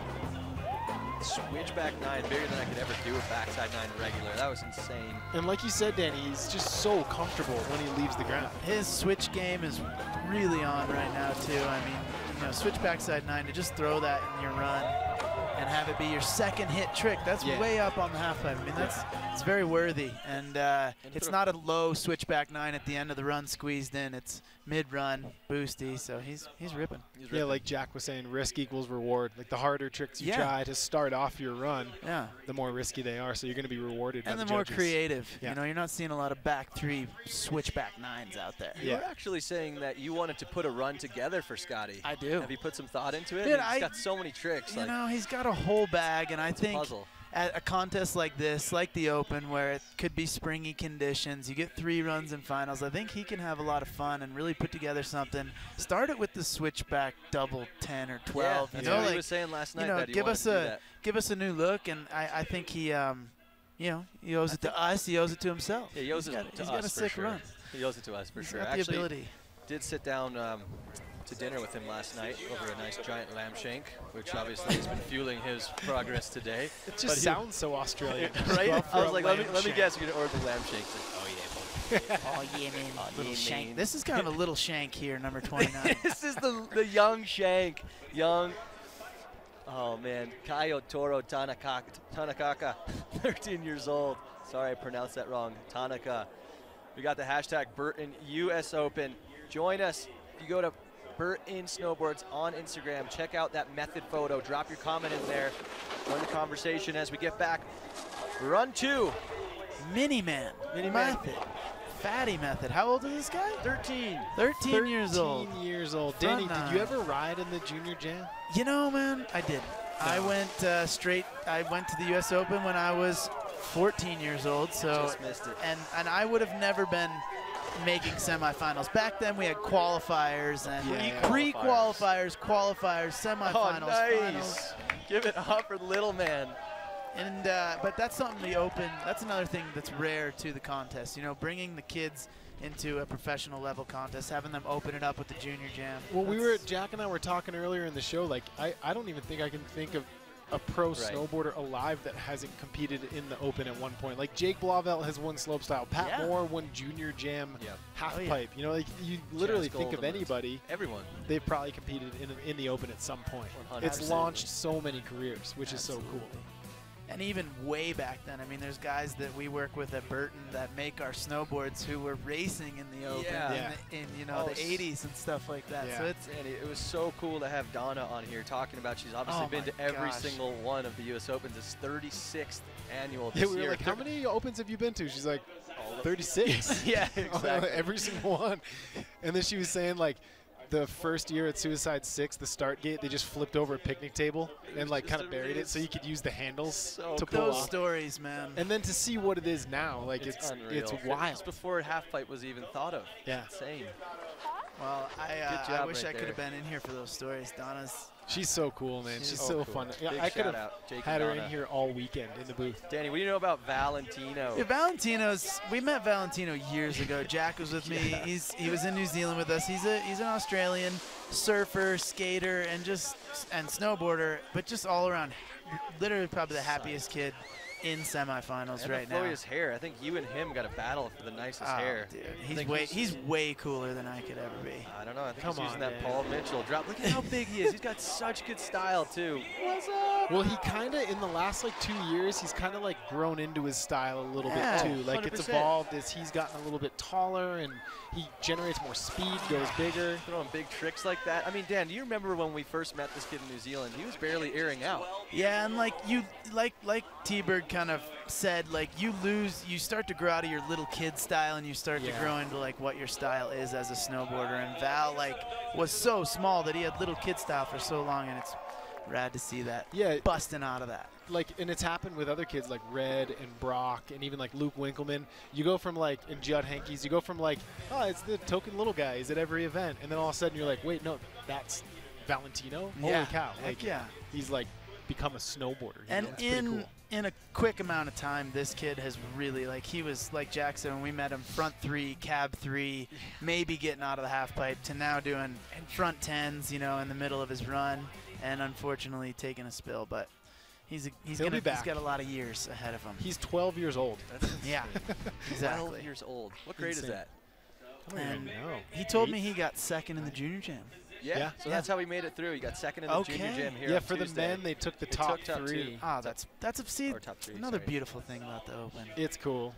That's And it's rad. funny, too, because when you're 12, you're like, oh, they must be really nervous. But then you kind of think about it, you're like, they're got probably nothing to not. lose. Yeah, I mean, it's like a the 12-year-old biggest deal kid. in the world to It's the ride stoke. next. Yeah. you're It's like the riding with- organic. You don't even know what's going on. You don't Yeah. even know that you should be nervous. You're Yeah. just so excited. Jake Cantor, I met this kid Yes, you yesterday. can. Don't say that. Awesome little river. I Yeah, know, this kid's got really good. style for days. Awesome. He won the junior jam. He Yep. was the winner. Valentino got second. Kiyotaro Tanaka got third. You saw him go as the first rider He's in got the second some, like, heat. really like in control style. Like you could tell that he's really gonna be one of those guys like Scotty James and Ayumu that just have incredible edge control. I was very gonna say, dominant like, style. he kind of reminds me like Jake Patesy, like very in control Yeah. when he's in the air. He's a big Mark McMorris fan. Who And, isn't at this you point? know, That I kid's the mean, best. I know that, He's hot. you know, again, that's one of Earlier. that's one of the more controlled people in the air. You know, Mark is very, very controlled in the air, and like you can see this kid derives his style from some solid boarders. Definitely. Yeah, you guys gotta, pipe softening up, as you can see there. Jack. What if kids want to ask Danny Davis a question, maybe You for know, Danny that's to a great answer question. on air? They Yeah. you can use the hashtag Burton US Open at any time, but right now we are funneling questions through Burton Snowboard's Instagram account on that second to last photo that they posted of a method. We've got 57 comments. Let's break them out. A lot of funneling at the Open. Okay, at Jenny Evo, I want to know what's Danny's fave trick to watch. X. Ooh, I'm really loving the back threes, the Yeah. switch method. Some of the ladies are busting into the switch backside airs, and I Yeah, mean, Mirabelle Tovacs. dude, Back 7, that was switchback insane. 3. That was the smaller, first you know, run. I mean, the smaller spinning tricks, the prettier ones, I love watching those. But you know, the challenging tricks, the 12s, the doubles, those are a beauty to watch too, and almost confuse me sometimes. I'm like, how do they do it? How does Yeah. Scotty James do a switchback double 12 in that half pipe? So Well, I guess the question I have too is like, how do you learn that? Like, you've never done that before, and you're Yeah. like, okay, I'm going for it right Yeah. now. Yeah, that's like, a scary what is trick. You're that coming like? around blind. You don't That's even wild. see. All of a sudden, you're back on the ground. That's a scary one for sure. and the half pipe's got a small margin for error. Yeah. You can be in the flat bottom pretty quick, and on the deck. Yeah, you learned that Really quick. earlier this year, unfortunately, which is why Yes, you're not sir. competing. I mean, you can look on the internet and Google Danny's fall from the Mammoth Grand Prix. It is one of It's the worth a look. It's one of the scariest falls I've ever seen. We were all worried, and to come out of that fall with only a sprained MCL is kind of miraculous. Thank you. I guess it's because you're made out of metal after all these years, huh? Yeah, I got away, lucky on that one. I think there was a lot of different things that were was hurting after scary. that. But this kid, another one of the Hirano crew. So there's And, 3 Haranas. Yeah, there's in this. Yeah. 3 now. Yeah. Kai Shu Yeah, is going to drop in a little bit. This is Aiju, and then there's, of course, Ayumu. another good. What all are they good feeding skaters. those kids? You know, I think it's a strict diet of rice. White rice, fish, I- seaweed, the deliciousness Oh, of ramen. oh, Just sneaks himself back in there. But that's all right. He's gonna put it together now. Here. Oh, bam. Yeah, just a frontside double cork 10 into a cab double cork 10. I mean, when you have your brother as the, one of the better half pipe riders around, you're gonna learn some stuff. A flat front 10 to end it Wow. off. He had trouble with that on run 1, so puts it down. so right now he's sitting in 16th place. Is that going to get up into the top 10? I think it could right now. It's will it hold? Yeah. And I think one thing that's tough on the judging side is when you do 3 10s in your run and 2 of them are front side. Yeah. One's double Exactly. and one's flat. That to me, that's not my favorite way to put together a run. We've seen your front double 10. We don't need to see the flat double or the flat 10. And so I think if maybe somebody else is adding something different in there. So you're pretty akin to putting together like unique runs. How does that all start? Is it do you see other riders and be like, oh, that'd be kind of cool to link into this? Or are you just kind of like sitting there daydreaming, like envisioning like what would be really fun to do? Yeah, I think it's a little combo of both, and I think too the judges play into it. You know, you come to these contests to be a competitor, so you want to put together a run. But for me, I just see a lot of people with front 10, cab 10. That's why it's beautiful to see Ferg doing that air to fakie into a cab 10, Yeah. something different. Just because, you know, you got to figure these judges are sitting there watching it. That bumps them into 13th, and that's not enough. You Right know, outside the top 10. But you know, you really want to put something that's fun to watch for other people, because Yeah. that's really what we're trying to do. And you probably want to do something that's fun and pleasing to you, too, because you're Absolutely. traveling around doing like dozens of these a year, so you don't want to be doing the same thing over and over if it's not fun. It's easy to get locked into a run that you do. Okay, I got my qualifying run, I got my finals Right. runs, and those are the ones I do. Yeah. It's hard to be one of those riders who switches it up at a lot of contests. Yeah, but that's what makes it so fun and exciting to watch. For sure. And the guys who get creative, like Brett here, Yeah. with some switch maneuvers we're going to see. Yeah, Brett, I think, has one of the most technical runs in the field today. Whoa, sending it almost to dead flat on that frontside 12. He has that trick so dialed, too. I mean, that was definitely not that was unlike him, you know, to take that first hit to the flat bottom like that. But Yeah, and it looks like, you know, this always happens in the afternoon in a lot of pipe events, is one wall might warm up a little bit. Oh, yeah. The other one's in the shade. It gets a little bit faster. So how much, like, adjusting are you doing as the contest goes on? I mean, you know, from practice was probably, you know, we're getting into probably the hour and a half ago range, you Yeah. know. The pipe was firm. I took a couple runs this morning, and the pipe was solid. And now you're starting to see it soften up, and we like that. But you still have that shady wall that is rock solid. So Yeah. you gotta play your cards right. And it's a beautiful half pipe out there, though, man. These guys are stoked, and they'll be going big. And Saturday's going to be a really killer event to watch. And Qualies is lining up to be a good one. All right, so Brett Esser will stay in 11th. Unfortunately, you will not see him in finals. This is what kind of gets to be a little bit of a bummer in second runs. You got to say bye to dudes like Brett Esser. You Yeah, know, it's like The Bachelor we were saying, you know? It's Oh, like yeah. you get this emotional connection to all these riders, and then he was so close to getting a rose. I know. That's what they need to award these guys roses. You know, it's International Women's Day today. Ah, It's a- thank you it's a for perfect all the day women that. Yep, in the world. Since 1910. It wouldn't be a great world without you. Way too much testosterone. Wouldn't even be a world without him. No, Yeah, it would be no. bad. None of us would exist. Yeah. No. That's Whoa, crazy. I didn't even think of it like that. All right, here we got Kaishu Hirano, the youngest of the Hirano clan here. Up and comer on the pipe scene, starting things off with a huge backside air. Couple riders getting a little flaily on that looker's left wall Yeah, there. That wall can start to fade a little bit and get it a little undervert. Yeah. So you get, you know, it with that sun. So you got to be weary of that. I talked to Elena. She unfortunately went. Oh. Yo. Yeah, the That good was part actually about- that. your fault a little bit. Dude, again, the Japanese are really good, man. They have such good awareness that he actually handled that really good. He caught some tranny, kind of come back in. Tumbled. You almost get to the point where you watch a fall like that, and I kind of looked at the start sheet, and I'm like, oh, he's only 15. Yeah. Okay. Yeah, be oh, good. he's Yeah. good. He'll- Oh, he'll he's, be made, all right. he's still made of Yeah, rubber. he's- That was insane. He just That's kind of so like true. went, "What just happened? Are you kidding me?" Whereas, like, I don't know, if I would have done that, I probably would be out for the rest of my life. Yeah, he had a good one going, too. A little flail up top, but then he kind of pulled it together here. Not getting the solidest grab on that. Danny, I know you're a big music fan as well, and what I love about the U.S. Open is it's a celebration of all that snowboarding embodies, the music, the art. They're supporting all sustainability and just everything. What kind of music you've been listening to? Have you been able to go out in the town of Vail, see some of the shows? Absolutely. Shakedown's the spot. Shakedown. That's where we've the been going. underground. Very It's That been was cool. good. That was We fun saw- last night. We saw It's good. some really good music the other night, and there's more to come. And I think what's cool Monophonics. too is like Jake, again, bringing Jake and Donna back.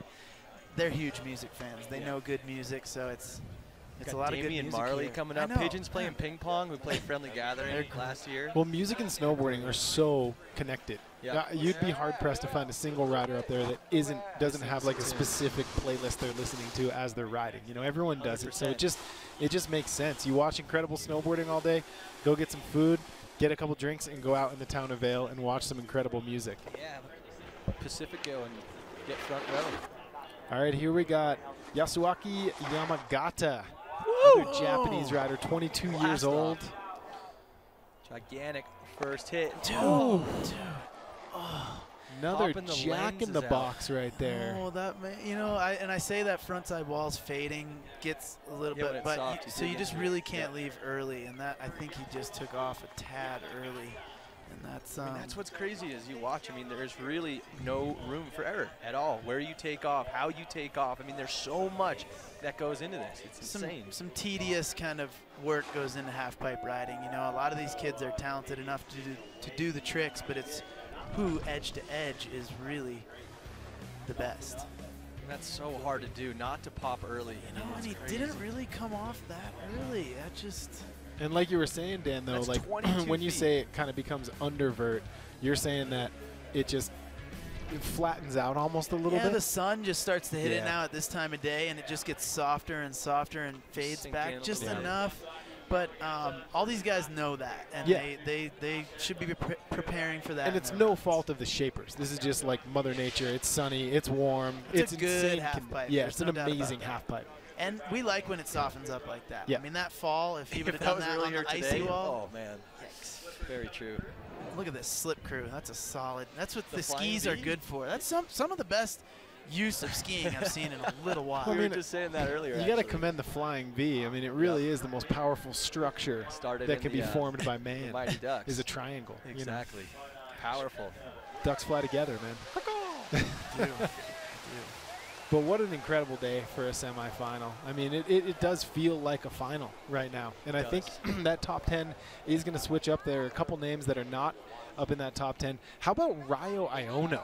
Oh yeah, did you see Ryo's That was run? insane. And so I heard The he was coach. going to drop in. I can't wait to watch his next run because he's He's the coaching. coach. He kind Yeah. of disappeared. I was And- like, oh, he's definitely done snowboarding. But I talked to him earlier in the season, and he was like, "I'm coming back." Cool. Yeah, that's But what I they- didn't know it was going to be Yeah. this year here at the Open. So that's What an event to come back. a pretty to. rad move on his part.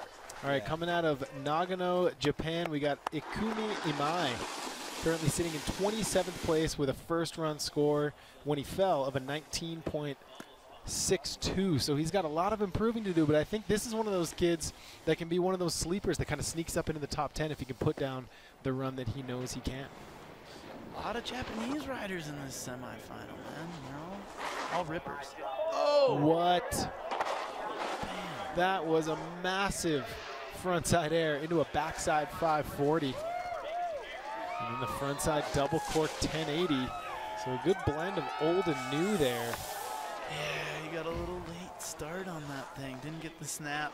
I think that you need on those cab 10s. Danny, when you were a kid going to the U.S. Open, who were some of your favorite riders to watch? At the time, you know, I was coming up when it was Dan Cass, Keir Dillon, Ross Powers, Andy Finch was always the guy just sending it. Finch Airlines. I remember, Finch Airlines. I think at the first Open I went to, it was Xaver Hoffman maybe did like a front 12 or Cab. Yeah. cab 12. Yeah.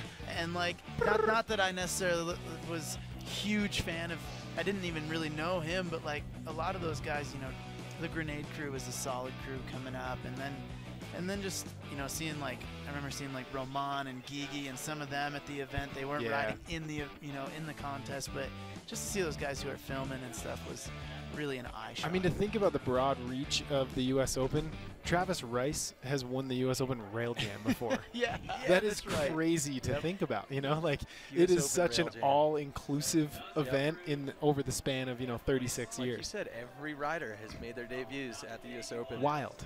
Speaking of, we got some social media shout-outs. If you're just tuning in, you can join the conversation. Hashtag Burton US Open. Find us on funneling questions through that second to last photo on the Burton Snowboards Instagram account. We got some questions for you, Danny. Let's see. Where did it go? Oh, here you go. At Hunter Shonery. I want to know, how does Danny Davis like to snowboard in Vermont? Because I live in Vermont, and it would be cool to see what he says. And I've always wanted to meet him. Well, love Stowe. Since it's near Burlington, love Burlington. Oh, let's get back to that answer as soon as we get through this run right here. Full This on one party is run. for snowboarding right here. Look at the style. This is just a party in the half. So I see right Nick here. Baden, I see Gimbal God, I see our featured rider Rene Rinacombis Yeah, right there. This is who's- officially Who's his being pipe judged? run. How is The that trick right switch, there? I don't know What is that? What are those? It's I don't see anybody else doing that trick, so that's pretty awesome. It is a full-on party in the half pipe right now. I think it's smart, you know, like every competition, it's all about innovating and being creative. And so why put up one score when you can put up 3? So let's. Gotta be a good flow score. It's gonna be huge. He's stoked. He actually just had a really good run too. Gimbal God legitimately aired Yeah. while filming. There was almost a collision or 2 in there. That was unbelievable. That right there is Nick Baden. See ya. How you doing? You'll see him in slopestyle finals tomorrow on the Just men's squeaked side. in there. That's right. One of my faves. One of my faves. And Renee, man, again, one of those riders, just the happiest Yeah. up there. Yeah. One of those vibe Doing guys it for at the right top. reasons. He's a good homie. He's got a little broken arm. Solid. Yeah, no big deal. It's always good to have. Good showing from Renee Rinacongas. Thank you. So I real quick, appreciate it. Danny, you were saying places yeah. to ride. Well, Snowboarding in Vermont. I think just the place where I was saying Stowe because all our homies are in Burlington. Like that, we get to go attack the mountain as a crew. You know, we spent a lot of time in Stratton as younger kids. Sugarbush is some place that we've been kind of gravitating towards. Really cool people up there. Good little park. I mean, Vermont has got a lot to offer. Killington's the mountain that stays open, the latest, Yeah. and they do a lot of good stuff with their park. And I'm looking forward to getting on the east more. Actually, they've Yeah. been having It a just decent snowed there. winter. Just snowed decent 2 feet. winter. 2 Yeah, feet. they just the got other like day. 2 feet of snow in back-to-back nor'easters. Boom. And Proper this is method. kind of a Vermonter, isn't it? This is Rakai Tate. And I know he's a He's Kiwi. from New Zealand, but I think but- he goes to one of the Yeah, academies. I met him in Vermont, and he's a good shredder, man. He's really come a long way. Again, another one of those riders. Oh, Stays in. Stays in. Oof. nice. Cab double cork 10, almost. Another young guy who's got a lot ahead of him in snowboarding, so that's Got good. another question coming here at Giannis Badolini. How old was Danny when he started riding? Question mark. I started riding when I was like, I mean, I started standing on sleds when I was like 3 or 4, but I think we got bindings and an actual snowboard when I was 9. That's And insane. that was really the beginning of it all. And where was that? Was that back in your home Michigan. state of Michigan? Yeah. That was Michigan. That was tow ropes. You really had to learn how to use a tow rope before you could Yeah. actually learn to snowboard. Dude, High-speed I tow am ropes. I am a proponent of tow ropes because Same. I think they make you a better snowboarder because they're course. hard to ride. And the session gets Yeah, heated when you got exactly. a Yeah. tow rope that's, and More that, like a that was the skate park. beauty of growing up in Michigan. Not the greatest mountains, but we got thousands of laps in, you Yeah. know. And talk about lapping a jump. You can do that real quick. Here's a heavy-hitting question from Hunter Shonery. What's Danny Davis's favorite food to eat? Beef and broccoli. Beef and broccoli stir fry. There Yeah. you go. Yep. It's very That's, simple. a great answer, Yeah, actually. he knew. My He just mom has that off the My top. mom always asks what I want when I come home. Shout out Laura Literally Davis. the slightest hesitation. Beef and broccoli. Danny next. just goes, after a sip of water, beef and broccoli. A little rice, soy sauce. One of my faves. One of my Oh, faves. God, it's This true. kid's actually become a really good rider as Yeah, well. Joshua Bowman. He was Yeah. in that top spot for a while. Now he's down in 9th place. Okay, wow.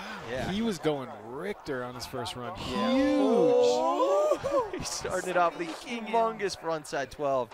Back 9. Look at the size of this front double. His first run, so massive. Wow. Nice. Last time he put on the brakes. Cab Sev there. Mellow, but taking it in the front 9. Huge front 9 Double double grab. grab. Nice run. Every Lands in a year, wave. every year, both at the U.S. Open in slopestyle and halfpipe, it seems like there's kind of that one relatively unknown kid to snowboarders worldwide who kind of sneaks into the finals, and that's like the start of his professional snowboarding career. I feel like Josh Bowman could be that guy. Yeah. He could end up in that top 10, and then boom, welcome He's to fearless. snowboarding. I mean, yeah. look at how big he's going. On this next hit, it's just massive. Yeah, he deserves it. He's been working hard, and he's come a long way. He's a good frontside spinner, man. That front 12 happens like nothing. Front 10's no problem for him. I know that was something he was working on all fall. It's good to see him. He's a riding. tall dude too, but he uses it well. Big boy. He uses it really well. That's pretty, he's got that front 9 double grab. Even just that kind of creativity is Yeah. rad. Just changing it up, Seen a lot of it.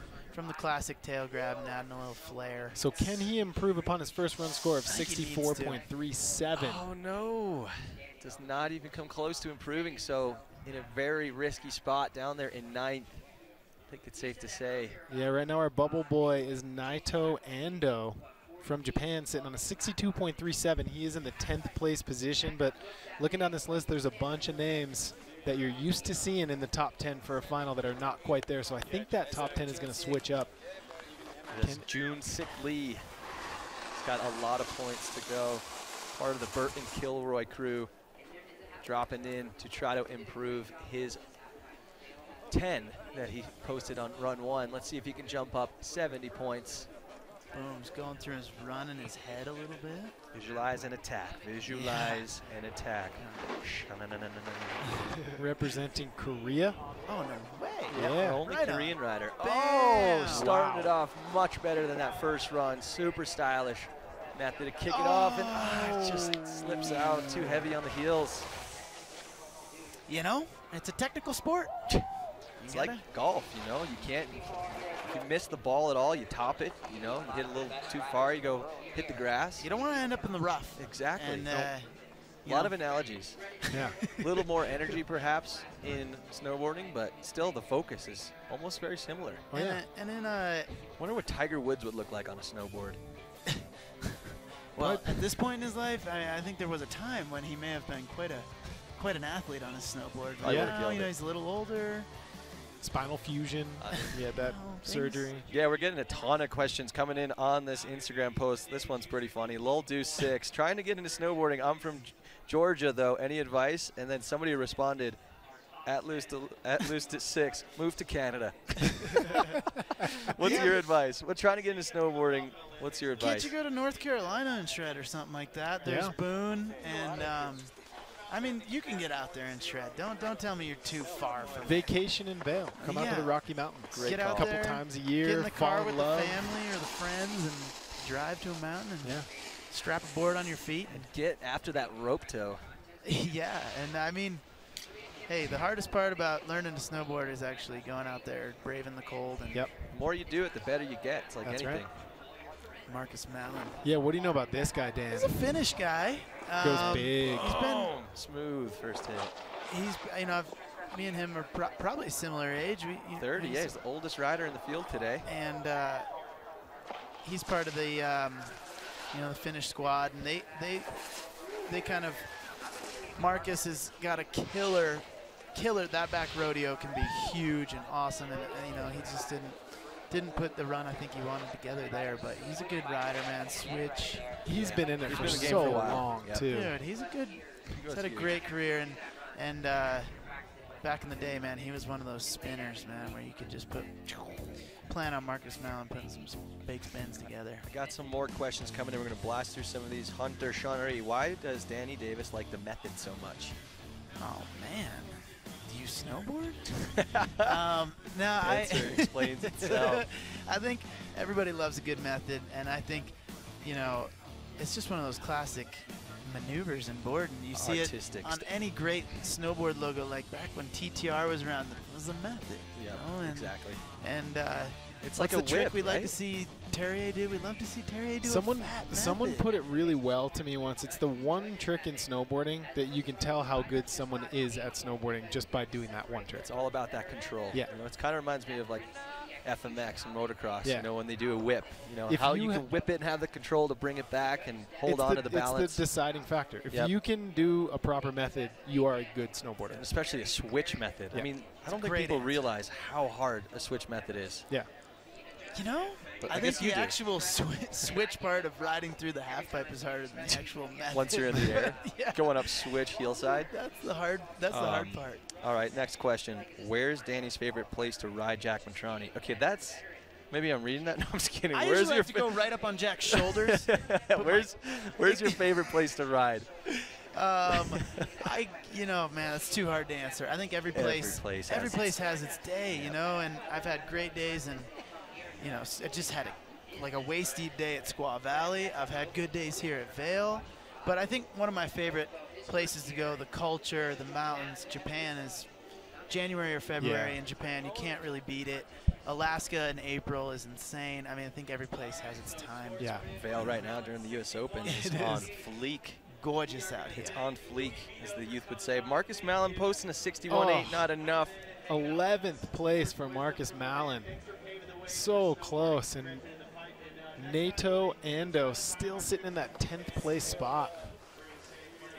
Kent Callister, this kid had an insane first run. He had one butt check in his run that knocked his score down, but if without that, I think he definitely has what it takes to bump into that top 5. He went huge. Yeah, his first hit method is real nice too. He's got a really good method, this kid. Take your phones out. Great skateboarder. Really? Great skateboarder. Yeah, this kid's one of those all-around boarders who's good. And again, another one of those riders who's really gotten good this year. You know, just contest to contest to contest, he's really gotten a lot better. And riding with a lot more speed, which is good to see. There's that method. Nice method. That trick we love to see. And look at the size Front of double this 10. Boom, puts it down. Cab double coming around, gets it. And a little low, but still keeping his amplitude pretty good. Double crippler. That trick just looks so terrifying. And there it is, a lot cleaner. Kent Callister cleans it up. All right, so right now Kent Callister, first run score 47.24. He's sitting in 18th place. Can he jump up at least 8 spots? We will find out after we get another quick question in for Danny Davis. We got a question. Scores over here. Yeah, we got the scores. We got the scores. Don't reveal the secret that I can see the scores before they pop up. I am not bulimic. I can't read minds. We've got another question coming up. This one, I kind of like this one. It's built in the story plot. Got to go all the way back up. A lot of questions coming back in. Here we go.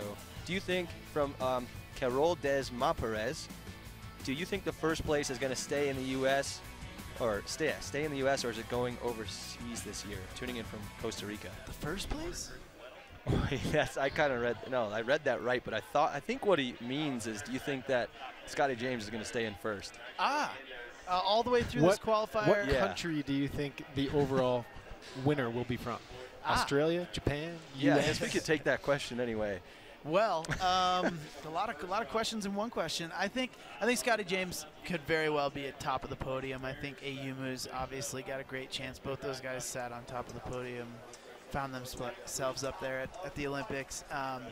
You know, it's a tough field out there. I mean, Ben Ferg, he Ben hasn't Ferg's got a had chance. his big U.S. Open win yet. Everyone No. would like to see him take home the top spot. You guys are Love going to it. want to tune back onto the screen. This is Chase Blackwell, and he went insanely huge on this first hit, backside 5.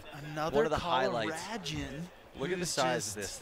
Who's just become a really good rider this year. This kid's young, and he's good, and he's a nice guy. I really like this kid. Yeah, he went stratospheric on this back 5. Yeah, he's got a good back 5. So sick. And Look this at the is where speed he coming fell out on his of it. first run. He had it too. I mean, that's kind of what you were saying earlier. It's all about what you were doing in between those runs, and he landed that backside 5 with so much speed that it looked like he just kind of wasn't prepared for that. Yeah, sometimes you get a little G'd out, you know? You get too much speed, Yep. and you start to feel it in Gravity. your legs, and then you still chuck the trick, and it just takes some of that snap away so you don't get that trick around as quick. And there's so many of these Colorado kids on the come up in the pipe scene. For the longest time, it was all the good pipe riders came out of the East Coast, out of the academies, out of the East Coast. Yeah. But now they're starting to pop up out of the Rockies, and kids like Chase Blackwell are really leaving their mark. And I think Colorado's got a lot of 22-foot half pipes. There's Yeah. not a lot of 22-foot half pipes. There's a great one here in Vail all year, I think. There's a good one in Aspen, great one at Breck, and you don't have that in every state. So I think you have a lot of Colorado people ripping the ditch. All right, so Chase Blackwell, unfortunately, that will not be enough. Oh, He will it's a stay bummer. in It's a bummer. 27th place. I like that kid. It's a good shredder. And we are just about halfway through the final runs here in men's half-pipe semifinals. Right now, Scotty James still in a commanding lead right now in that top spot, followed by Chase Josie and Ayumu Hirano. I think Chase Josie could sit on top. Yep, of the podium, absolutely. Actually, he's got Here's a a look at heavy it. run, and so he's in second, and doesn't sound like he did his full Yeah. pull. I mean, and, still, it's only 62.37, so really anyone can squeak into that top 10, and there's still so many insanely good riders to go. So yeah, we're only halfway through. You got a lot of good dudes, and a lot of the Euros coming up. You know, you got Jan Scher and Totally. Pat Bergner, who's already in there, and you know, a lot of these guys, they got a chance to sit up there close to the podium. They do. And so the one defining aspect of half-pipe riding is amplitude. It's the one thing that someone who's never snowboarded before and someone who snowboards 200 days a year can appreciate. And we had some dudes going absolutely gigantic. Here you're looking at the young gun Ikumi. Look at the size of that frontside air, pushing that 20-foot envelope. Yes. And I then mean, we just saw like him. 30 feet That was insane. down to flat. We got some incredible questions coming here. I really like this one from Diego MTZMH. I got a small question. Do you think that the judges would evolve into rewarding more style and creativity and less the acrobatics? I love when Ben Ferguson does the 180 drop-in or Danny switch airs. Inverts, hand plants, not as difficult, but everlasting cool. Thanks a million. Great job. Absolutely. I think more hand plans should be thrown in at the end of runs. Yeah, I like that. I That's agree. a good call. So sitting in 8th place, Derek Livingston put down a solid first run. Yeah, he was in the Canadian. lead for a while. Derek was kind of that deciding factor in round 1 where he put down an insane run, kind of raised the bar, and then the guys started going off. So can Derek Livingston get a little higher than 8th place? I would not be very comfortable sitting in 8th place right now with some of the field left to drop. You want to secure your spot into that final, and he's pushing it like Oh, right there. snuck it in. Barely Yeah, had talk room about- left for that. and Talk about that's- getting greedy, that's a because you risky can move. run out of pipe wall pretty quick. I don't think greedy's the right word. I think it's just risky business. yeah. When that pipe starts to come down, you lose all your vert, which keeps you in there. But it's And, got to be hard. Like when you're putting one together, it's got to be hard to just pull the ripcord. Like you want to sneak one more in there. You're feeling the flow. I think like our question though, like do you throw a 1080 in at the end, kind of low and squeezed in, or do you just bust a sick like Andrak? I like Yeah. I like the Andrak, you know. Miller flip It's or yeah. you know Funny something. too. And At the top of the pipe, that's usually when all the coaches are going, Get get out, out! get out, Get get out out of there, there!" get just stressing. just like don't. but he put it together. I mean, switch. I think Yeah, that's a back nine for him. And I mean, Canada doesn't have a lot of riders. This guy's one of their only half pipe riders, to be honest. Ooh, see, he just barely barely. squeaked Yeah, in. he Canada kind of put his hands up like, Canada's "Whew." like could've Canada's been in bad. the lead almost. They're at the forefront of like slope style riding. But I Yeah. guess as far as pipe riding, it's got to be the U.S. and Japan right now from everything I've seen. That's Yeah. funny you say that because Red Gerard actually just won the Olympics for the U.S. not too long ago, which was True. awesome. Very true. Which was, yeah, I mean, it was definitely, you know, looking at the Olympics, it looked like the Canadians were going to mean, sweep they it, were- the Norwegians, and then, They were a beast Yeah. going into the Olympics. but shout out Red Gerard, taking it down for USA. Yeah. All right, let's get back to some more of these questions. Snowboarder _ Moy, please give me a shout out. There you go, Snowboarder Moy, that's a shout out for you. Oh, this is one of my faves. Oh, right we're here, getting man. ready I'm for- sorry. Yep, Gabe let's for- shut down We're the gonna focus questions. on this Eyes run. on the screen. We're gonna focus on this bad boy right here. The chillest Ferg. The chillest The Ferg. chillest. He I mean, they're is. both pretty chill too. So he's G-Money got to be Ferg. extra chill. Dude, I like the feature, the, the drop-in Red Bull hop. feature. I love that. He was the first person to coin that in his first Oh run. no, dude, come on. A little squirrely on that first hit. Front five. He does that front five crippler nose so good. He landed flat on that front five. I mean, talk about that too, Danny. Like if the first trick that you envision doesn't necessarily go the way that it wants, can it ruin the rest of the run for you? Can it Yeah. totally throw you off? Yeah, especially when you land flat. Yeah. I mean, because that can suck all your speed away and just a confidence booster. When you send that first air and you catch perfect tranny and rip into that Yeah. next hit, that's like, all right, now we're in. It just I got builds. this. Yeah. But it's, you know, contest riding's always challenging in a sense that, you know, it's hard to do everything perfect, and you got 5 to 6 hits in here that you literally need to be pretty perfect on every hit. Yeah. And, you know, that's a really hard part to do. I got another funny question coming in from Let's hear it. Jackson Wells, Yeah. professional freestyle skier. All right, Jackson. Why is snowboarding so cool? Well, I don't know. It's why is surfing cooler than water skiing? Oh, You know, man. why is skateboarding cooler than rollerblading? I don't know. I didn't write the rules. I don't know if he on- asked why if it's cooler than skiing. I think he's just asking in general. I don't know why it's cool. Oh, I'm you're saying just why saying that's is- for other people to decide. I don't know why it's I cool, see what you're man. saying. But standing sideways and surfing Yeah. just feels really rad. It's you a know? feeling, man. It feels like It's, flying. It's kind of like, you know, you reach flow state. You kind of Well, let it's a little go. It's like the meditational. the way it started too, like it's just kind of like a little Camaraderie. anti-establishment. It's different. It's not the norm, you know. Yeah. When snowboarding first started, it was completely outlawed The in rebels. ski areas. Yep. You know. And I think snowboarding's cool. We're feeding off some pretty cool sports, skateboarding, surfing, like, you know, the sort of, and the people who are in it, I think culture. really are what makes snowboarding so 100%. cool. Some of the coolest people on earth I've met through snowboarding, surfing, skating. Shout out Jackson Wells. Thanks for tuning in. Thanks everybody for tuning in wherever you are on the internet. This Front is 10 tail. Iko Anai in the half pipe right Oh, here. oh, didn't snap it hard enough. Nah, just Unfortunately, that's not going to do it. Just didn't get it like you need to off the lip, you know. And when you don't get that snap and you're doing those doubles, you're just hanging on, hoping that you Yeah, come that's around to at least your feet, scary your butt, couple your seconds. It's Is it one of those things where you? Oh, that was sick.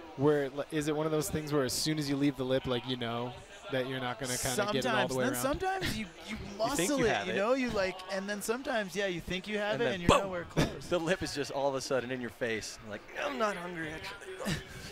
But it's definitely, you know, the double tricks are, you know, sometimes the flat spins, you can really squeeze them around pretty easy by just yanking in the grab or something. But those doubles, it's a lot of flipping and spinning going on. And when you don't get that right snap. We got at Gabby Pavlik Hey, Gabby. hitting us up. What are some good activities for me to work on during the summer months to get me better at snowboarding? I mean, Skate. skateboarding, 100%, number one. I'd say jumping on a trampoline always helps with air awareness. Absolutely. Surfing if you're close to the Surfing. ocean. Yeah, just getting outside, everything outside. You know, snowboarding Mountain is a sport where you biking, I think- connect with nature. You know, Yeah. just get out there and just push yourself past human capabilities, like this young ripper right here, Toby Miller, Sean White's protege.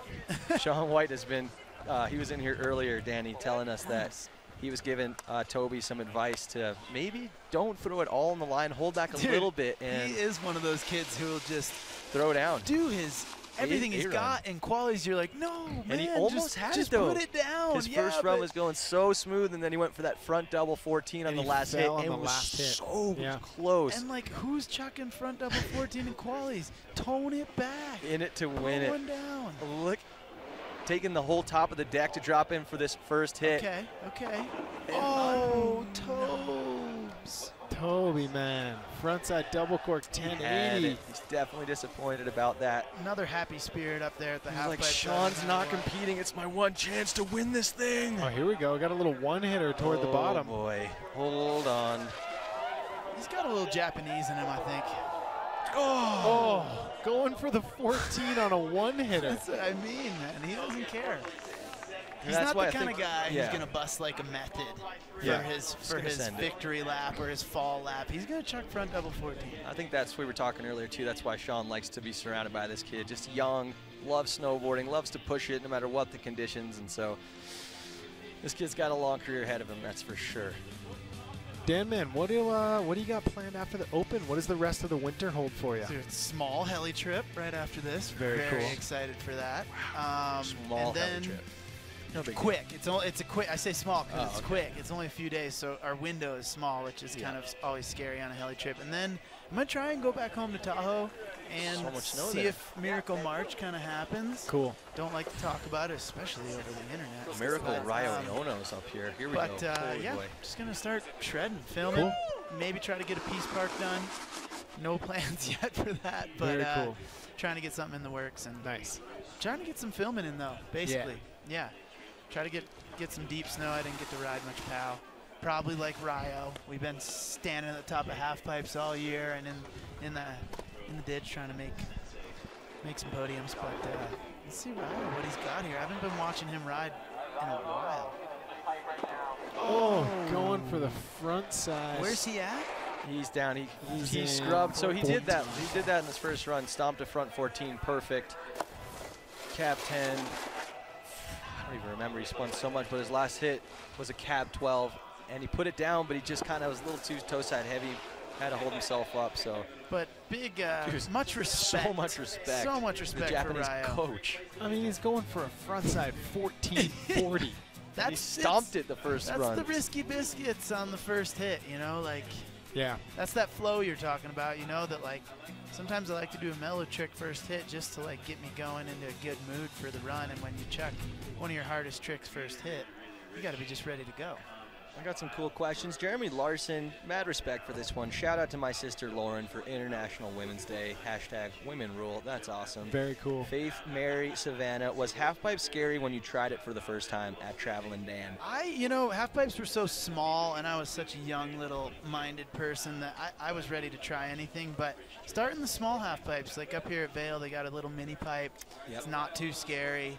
If you jump right into the 22, yeah, that be could a be little pretty. scary. That could be pretty scary. Baby steps to greatness. Yeah, and make sure you're just having fun, but pushing your limits at the same time. I like this question at Robma9. Should I study for a philosophy 201 midterm or keep watching? Yeah, You know what, man? I'd keep watching, dude. Multitask. Come on, it's 2018. Get your multitask That's on. our philosophy. little bit of studying and a lot of watching. Because Jan Scher, he's worth watching. He's currently in 7th place, had a killer first run, sitting in a pretty comfortable spot, but definitely wants to bump up his score for a little extra cushion.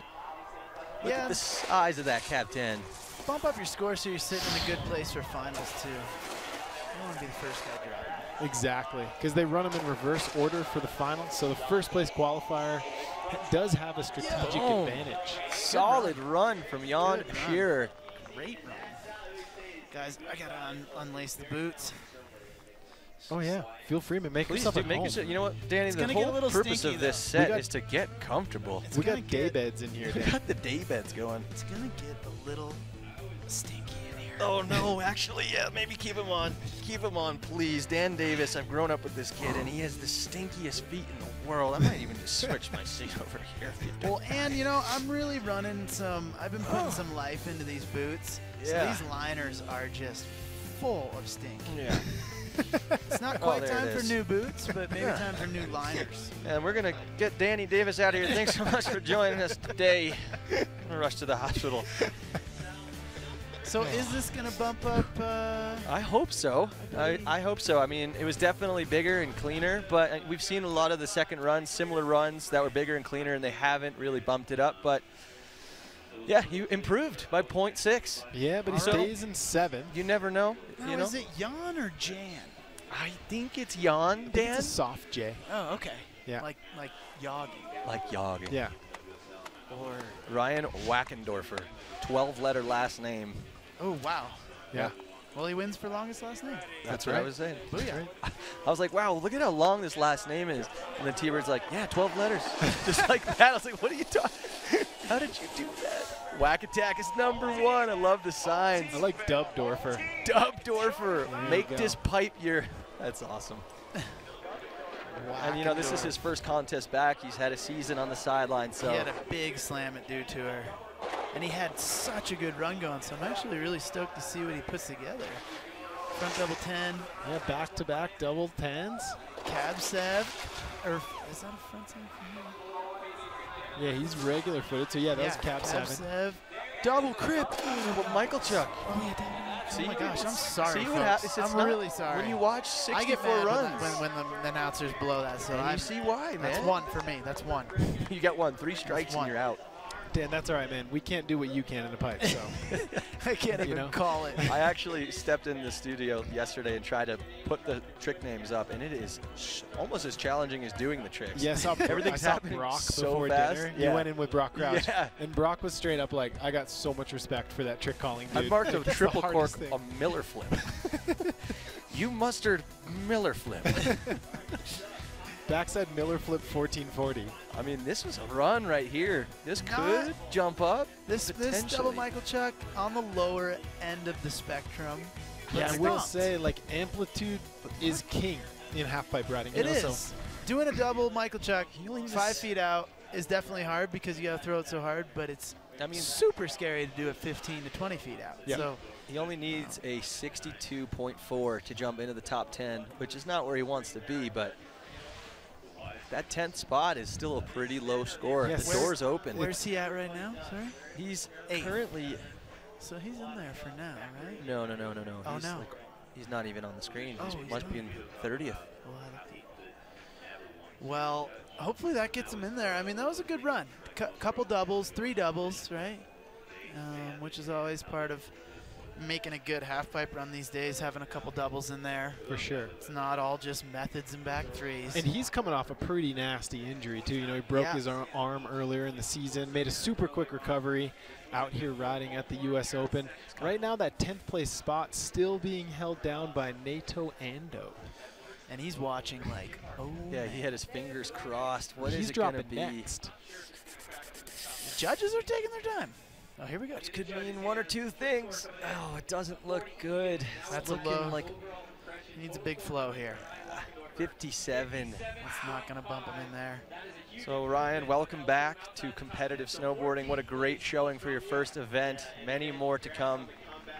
Now you have the rest of the weekend to enjoy here and all that US Open has to offer. And if you're in Vail, you're not in Vail, make sure to download the Burton US Open app. There's so much going on at this event, it's hard to keep track of, but with that app, it'll make your life easier, trust me. So right now, we are down to our final 8 riders. All right. And it looks like only one of them is not up in that top 10, and that is Raibu Katayama. Okay, so Raibu needs a stomp. Raibu needs to stomp, but this guy right here, Naoto Ando, needs to get out of that 10th place spot if he wants to feel a little more comfortable heading into the big show on Saturday. Here's a good quick question. At iGenero, will triples in pipe happen? Yeah, that is a It's good question. it's I mean, happened. it has happened. Yiwei Zhang Yep.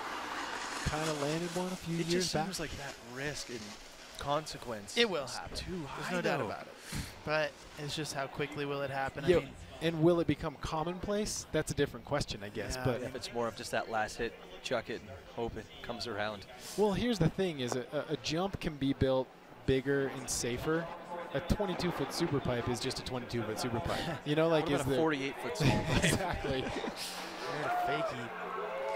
Cab 10. Flat cab 10. Front side 5.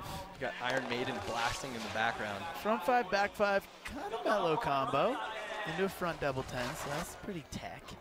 Cab double 10. Solid run. And the front 9. All right. Smooth run, that's- smooth run. All right, so Naoto Ando. Gets a little golf clap from the crowd. Not the This is- biggest run we've seen, but still solid run. Yeah, his first Smooth round there, score is Fakey. 62.37. He's going to want to bump that up right now. Question is, did he land that run last time? Do you guys recall? It was a very similar run Okay. to his first run. I think he was just trying to clean it up a little bit, maybe go a little bit bigger. Solid. Definitely no major bobbles, which is definitely what you want to be doing. And Dan, who is your favorite half-pipe rider of all time? all time. Man, Dan Cass. I just grew up on such a heavy Dan Cass, like respect. Dan Cass, Terrier. I mean, watch like Subject. There's Yeah. some really rad stuff in there. Ben Ferg's been crushing. Yeah. I just love watching Ferg rip anything, but the half pipe is really nice to see him in. Yeah, just taking a lap with I Ben feel like Ferg. so many people in our generation will say Danny Cass because he just unlocked and opened so many Totally. doors, you know? That front 10 tail grab. So does it improve? Yes. Just Bumps a him little up. bit, but nice. Ooh. Sneaks his way. Strategic chess up a move. notch. So Joshua Bowman right now is on the bubble. And there's so many good pipe riders, though. It's really hard to put a Yeah. number on one. I mean, Mason Aguirre Yeah. was one of my ultimate faves when yeah. I was, growing up, and he was a big inspiration for me. Kevin, Lego. Lego, Scotty. Luke Matroni. I mean, dude, and then all the people who we don't see anymore, like Joe Eddy. Joe Yeah, Eddy was Joe like Eddy, was yeah. like this. Shout out just Joe so Eddy. there's just so many. Sorokin. Oh man, like there's just growing up. There's so many riders who, we maybe don't have a name and Totally. major name, but they're Chase, just so huge good. front Yeah, 10 Chase. double. He's currently in second place. Now he's Yeah. just You will 100% see Chase Josie on Saturday in the final. Damn. See, Looks and he's like one of those he's- guys who's not going to go mellow. He's sitting in second. He doesn't need to do a crazy run, but he's gonna. Yeah, kind the of seems switch like he, double Michael Chuck, middle of your run. Two different variations of double Michael Chucks. I mean, that's some of the most technical half-pipe snowboarding I you'll think ever he was see. aiming for Scotty James right there. I think he think- wants that #1 seed. I think too, he's just like, he's got a moment to practice in the Totally. competition Exactly. moment without any consequences, you know, besides Improving his score. getting whacked in the flat bottom or something. But, you know, he Wackendorfer. put a really good run together. Switch crippler, he can do that double. So on Saturday, we'll see the switch double crippler. Well, yeah, he's Switch one of the double only Michael dudes Chuck. in the field that can do a double cork on or double flip on every single hit Yeah. in his run. He's the double master. Cab double.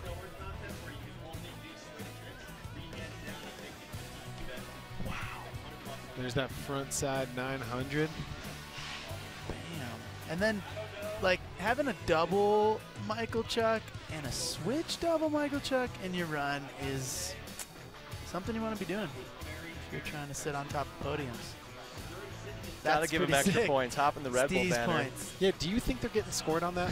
I mean, you know what? It's definitely No, it's a trick. Look at the trick difficulty. Almost a 24. Almost maxes it out. Cow. Holy big cow. score. I Gonna think be a it's big gonna. one. It does. 89. 89. Say hello to your new leader, Chase Chase. Josie. Now He's been- Scotty James.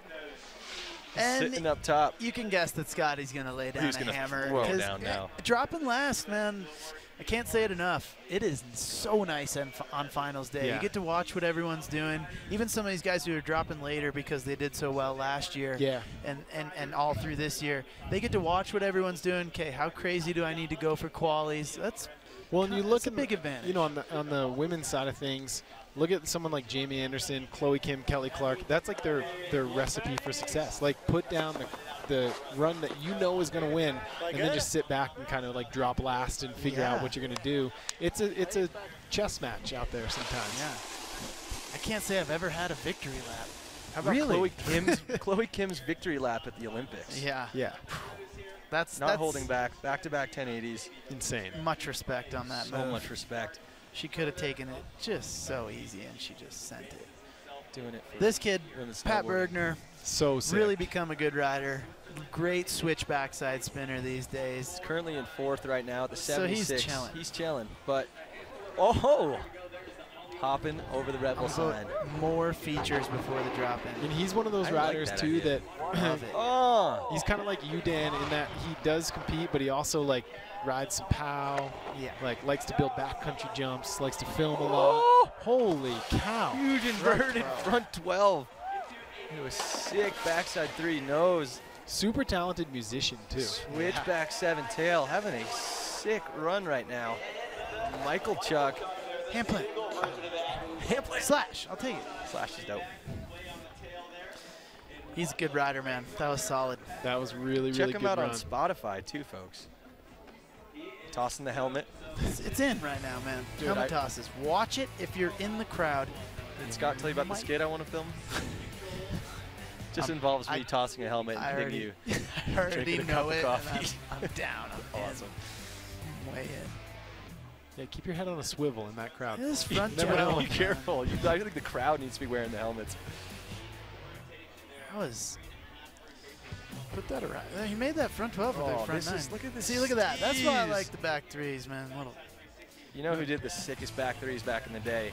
Ross Ross, Powers. the boss Powers with Yeah. the shifty. Yeah. Oh, Yeah, and like people always say, like, oh man, you know, they mentioned to me, like, you know, you've really been doing things differently, switch McTwist or whatever, but like, I'm doing exactly what Ross did or Yeah. what like Elijah Teeter did, and That's you a know, name I those- was going to bring those up. guys really, you know, I get a lot of cred for that, and those guys, they're the ones who Elijah Teeter totally might be Elijah one of the Teeter, most yeah. like underrated half-pipe riders of all time. He Yeah. was so remember so that like good. nollie front?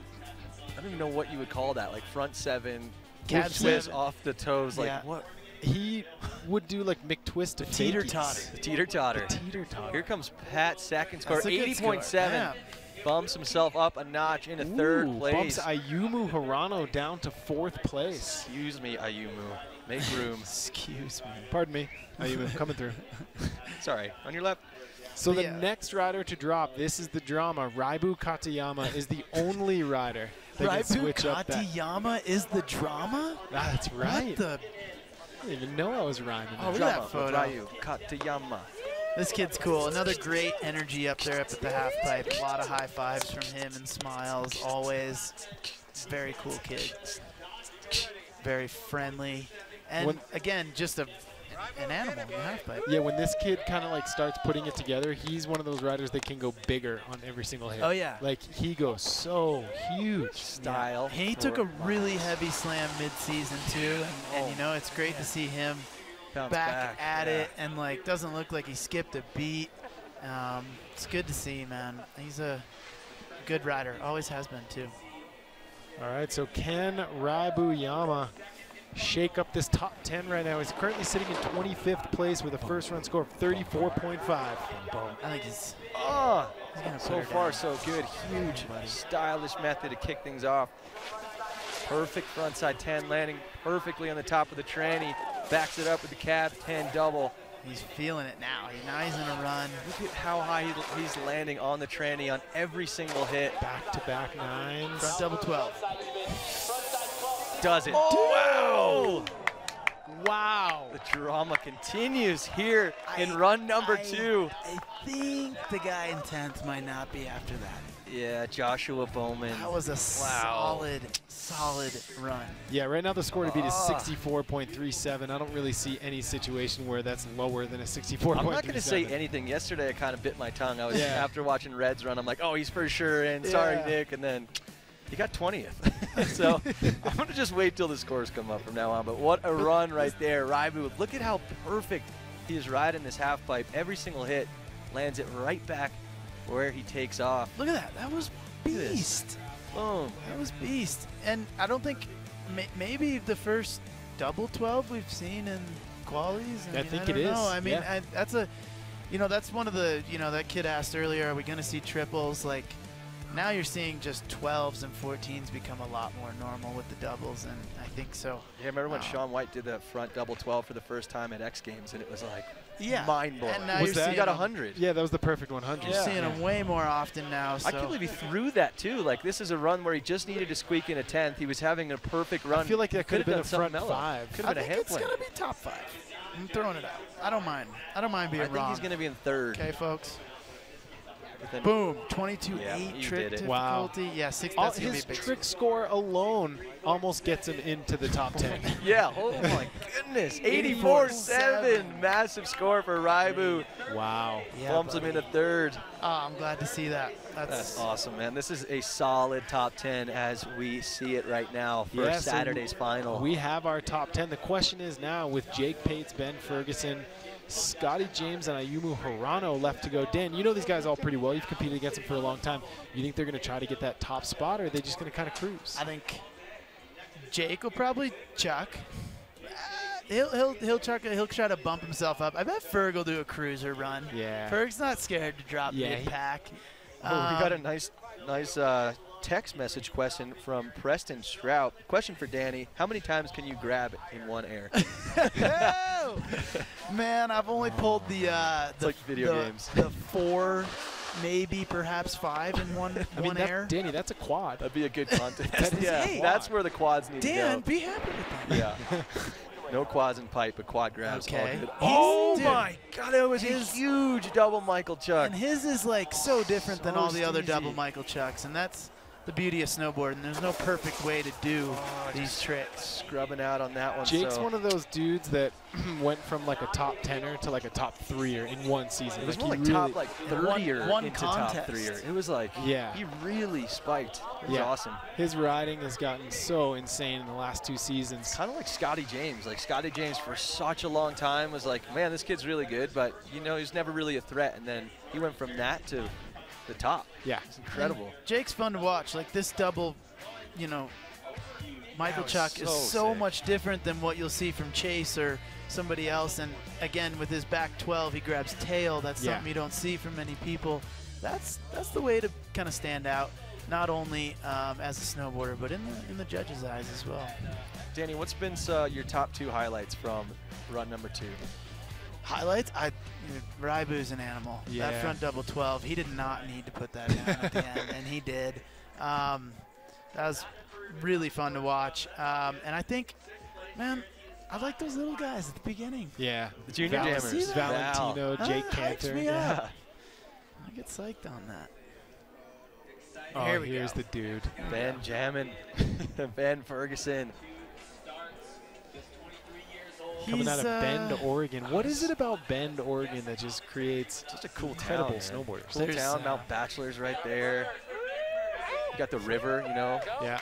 floating down the river in the summer. You might run into Mount Jerry Hood. Lopez. Yeah, you might see on the Jerry chairlift. Lopez. It's kind of Alex like Lopez. rednecky mountain. Yeah. You know, like Ferg's a good old boy. He likes to Harley wrestle. You know. Okay, Whoa. that is how you do an air See, and that fakie, one folks. was, you know, this is going to be Ferg he's cleaning up looking the good. first run, if that's even possible, because it was super good. I like the backhand. Is always kind of like that old Terrier style. He's just got like the rudder backhand up in the And back. I was wrong. Ferg didn't take it mellow. He's just putting down the hammer. Look at how far he travels Yeah, on that dude, trick. that That's a is- trick you want to go up and down, and he just travels 20 feet. Great run. Great run. Wow. Definitely, Insane. definitely, you know, like the height went less as he went, but this air to fakie was, that's the stuff we like to see. That was unbelievable. Blotto's out enough? there taking Oh, photos. he's and, happy right now. and he's happy. He just got a gram of the day. Yeah, absolutely. Is that Cab enough double. to bump Raibu's last run? I think, you know, Ferg did the same run. I can't say that this one was like miles better than the last. I think he'll sit somewhere around where he is, and it'll be interesting to see what Ferg puts together for finals. He's got a back 7. I feel like he could do where that back 3 is. He could do back 10 there, but that's a challenging combo. This into the switch Mickey. I mean, nobody in this field is doing a switch McTwist. I think you see a lot of the same tricks being thrown in these runs. Yeah. Nobody's doing This switch trick McTwist or switch double. So consistent on this trick. I don't even know what to call that trick. Did know? you It's- see in women's semis today, Jiayu Liu did 2 switch methods? So sick. And then went like 40 feet. Kind of almost looked like Yeah. by accident. Yeah. Just kind of went bigger and then boom, cab 3. So cool. Here it is. 59, 80.5. All right. Yeah. Excuse me, Ayumu. Make some room. Nice job. Bumps up. Ayumu down Wrong to again, 6. man. I'm telling you, man, run 2 just shakes it up. That's what we like to see. That's what we like to see. It's what makes the contest fun to watch. This keeps us watching. 2 riders left to drop, Scotty right. James and Ayumu Given the Hirano. respect from Jake Burton, always a supporter at the bottom of the pipe, getting a beautiful suntan today. He's got pretty good seats. Yeah. Yeah. Nobody likes, I don't know if there's somebody who Courtside. likes Borden more than Jake. That Oh, guy yeah. loves to shred. And this guy also loves to shred, and he also loves to win. He's currently in second. Chase Josie just bumped him off of the top spot. I'm thinking, Look how calm, cool, and collected I he is. think Scotty's Wow. going to send I it. think we're going to see course he is. a hammer run. But he's actually, Look how aerodynamic that Red Bull helmet is, too. I he's mean, in a he's gonna go fine fast. spot. He could take it so chill if he wanted to. He could take it very chill. But he won't. He'll send it. And Scotty's kind of, I feel like one of those guys who kind of froths on the pressure. Yeah, froth. He's a frother. He likes to drop into a half He likes a pipe big when he light needs shank. a good score. Scotty James. Here we I'm go. excited. Scotty James starting things off. Big old backside So 3. smooth. Beauty. Perfect switchback 9.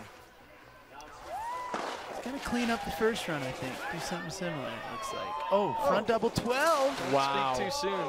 Back double 12. Back-to-back double 12s. Wow. There it is, folks.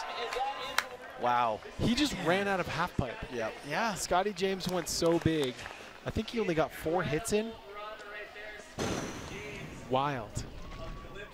Insane run from Scotty James. Backside 360 right there. Into the switch backside 900. Yeah, he got 5 hits in. 5 hits. That was, I mean, again, the switch backside maneuvers, they're challenging. Yeah, would you They score say, well. I know it varies by rider, but just generally speaking, toughest way to spin in a pipe switch backside? Yeah, Yeah. hands down. I mean, and you know, when you throw front double 12 in your run where you had front 9, that's a nice step up. He knows he has back double 12 on lock, so he's like, I'm just gonna try and do the front double 12 and bump myself up a little bit. And I think that could do it. You know, Yeah, I think it could. in my And eyes, that run That's a heavy run. Right? Scotty's a competitor, man. Like, he wants to drop last in finals. He wants that competitive edge. He wants to win 100%. the U.S. Open. 100%. And he's one of those guys I like to see doing well. You know, he's a hard worker. He's got good style. Dude. Yeah. And it's good to see him ripping. I walked into his condo last night, and he was just, it was like 6 p.m., and he's just on the couch with a book in his hand, just casually reading. Like, what are you reading? He's like, I'm reading about this Australian boxer who was a nobody, and now he's at the top. And I was like, of course you are. He's like, very similar to me. Kind of sitting in there like, do we want to give him the top spot? Does he deserve it? I'm going to go out on a limb and say I think he's going to get it. Yeah, I do. That was a pretty hammer run. I mean, Chase's run, Chase had the switch double Michael Chuck, which is always a hammer. That's a big trick score. Amplitude's big. Needs a good flow here. Ah, so close. 87.2. He's got to be happy about that. Qualifying second in semifinals. He's stoked. You're all right. You're all right, mate. But we got one dude left to drop. Cheesy. Ayumu Hirano. Oh, man. Where is Ayumu currently sitting? Sixth He was place. like second forever. Yeah. He got bumped down 4 spots. Look at his average finish, 4th place. That's average. Oh, that's nice. This is your final rider here in U.S. Open men's halfpipe semifinals. Ayumu Hirano. We do have our top 10 locked in. Here's a current look at your top 6 up in the top left there.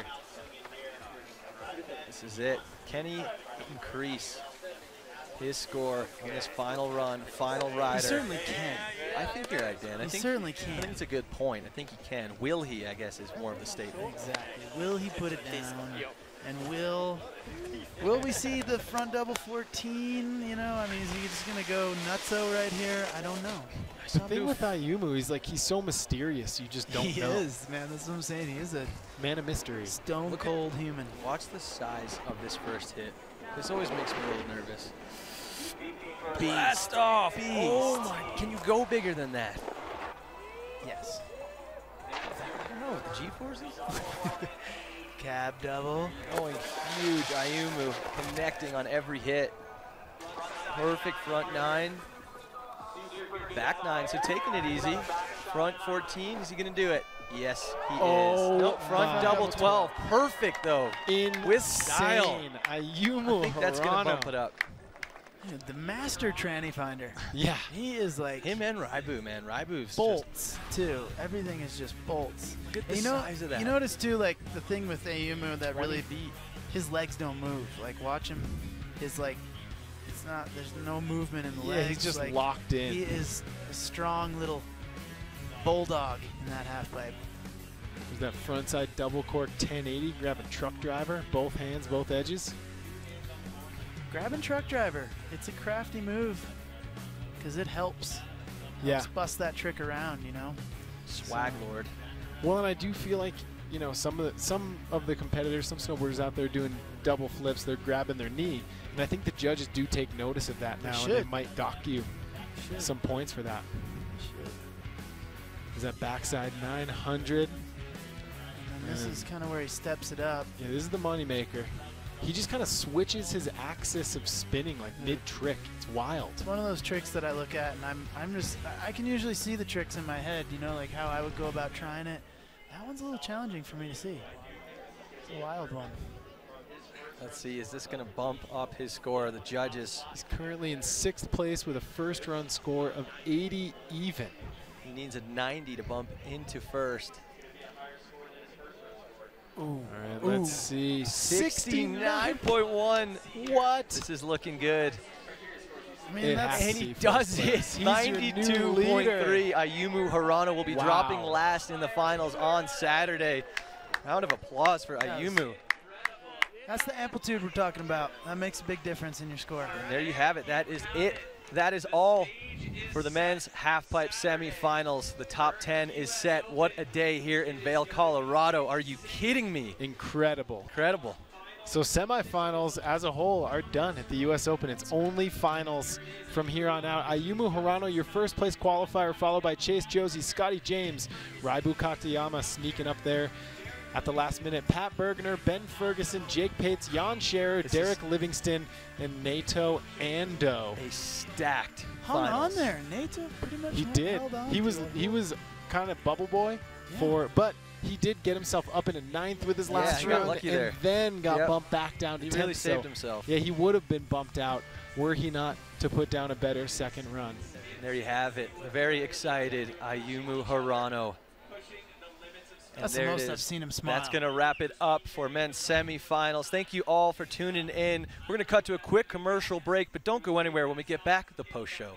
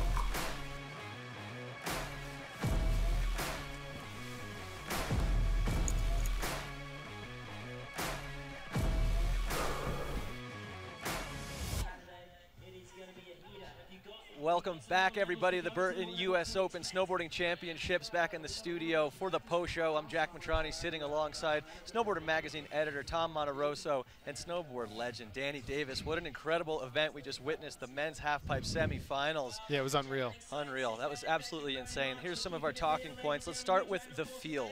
Yeah, those Outside riders of the top three. outside of the top three, the Ben Fergusons, the Jake Pates, the Raibu Katayamas.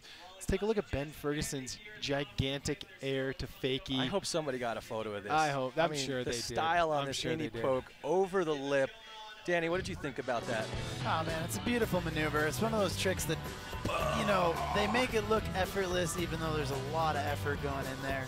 And then to combo it into the cab 10. And here you got Jake Pates with that double Look at Michael that. Chuck. Danny, you were saying he does So it unlike different. everybody else. It's like Michael Chuck into barrel roll. It's a very cool trick. I really back what he's doing there. And then here we go, Raibu Katayama. He was the only rider that could shake up the top 10, and on his second run, he put it down perfectly. Every single hit. Sneaking in there. Boom. Not Qualifying only in sneaking. fourth. Yeah, not only sneaking, but again, like we were saying, man, putting together a run where he didn't have to go this crazy. You know, it was this last hit where he might not have needed to do this, but still, no holding back. That front double 12, boom, puts Yeah, I it feel down. like that could have been a front 9 and it would have got him in, but nope. He's like, you know what? I kind of want to qualify way further up there, Yeah, and yeah, I yeah. might as well. It's the U.S. Open. There's no holding back. Yeah. Let's, what else do we have to talk about, Tom? I mean, of course, there's always the top 3. The you top know? 3. You the got- hammers. Third place, we had Scotty James. Yeah, with an 87.25. He was in first forever, the whole competition. Chase Josie bumps him out, and then Ayumu bumps him out. switchback 9. And the fact that Scotty put down a run like this and is in third kind of shows you how stacked, I guess, that top 10 is, you know. Backside double 12, no problem for him.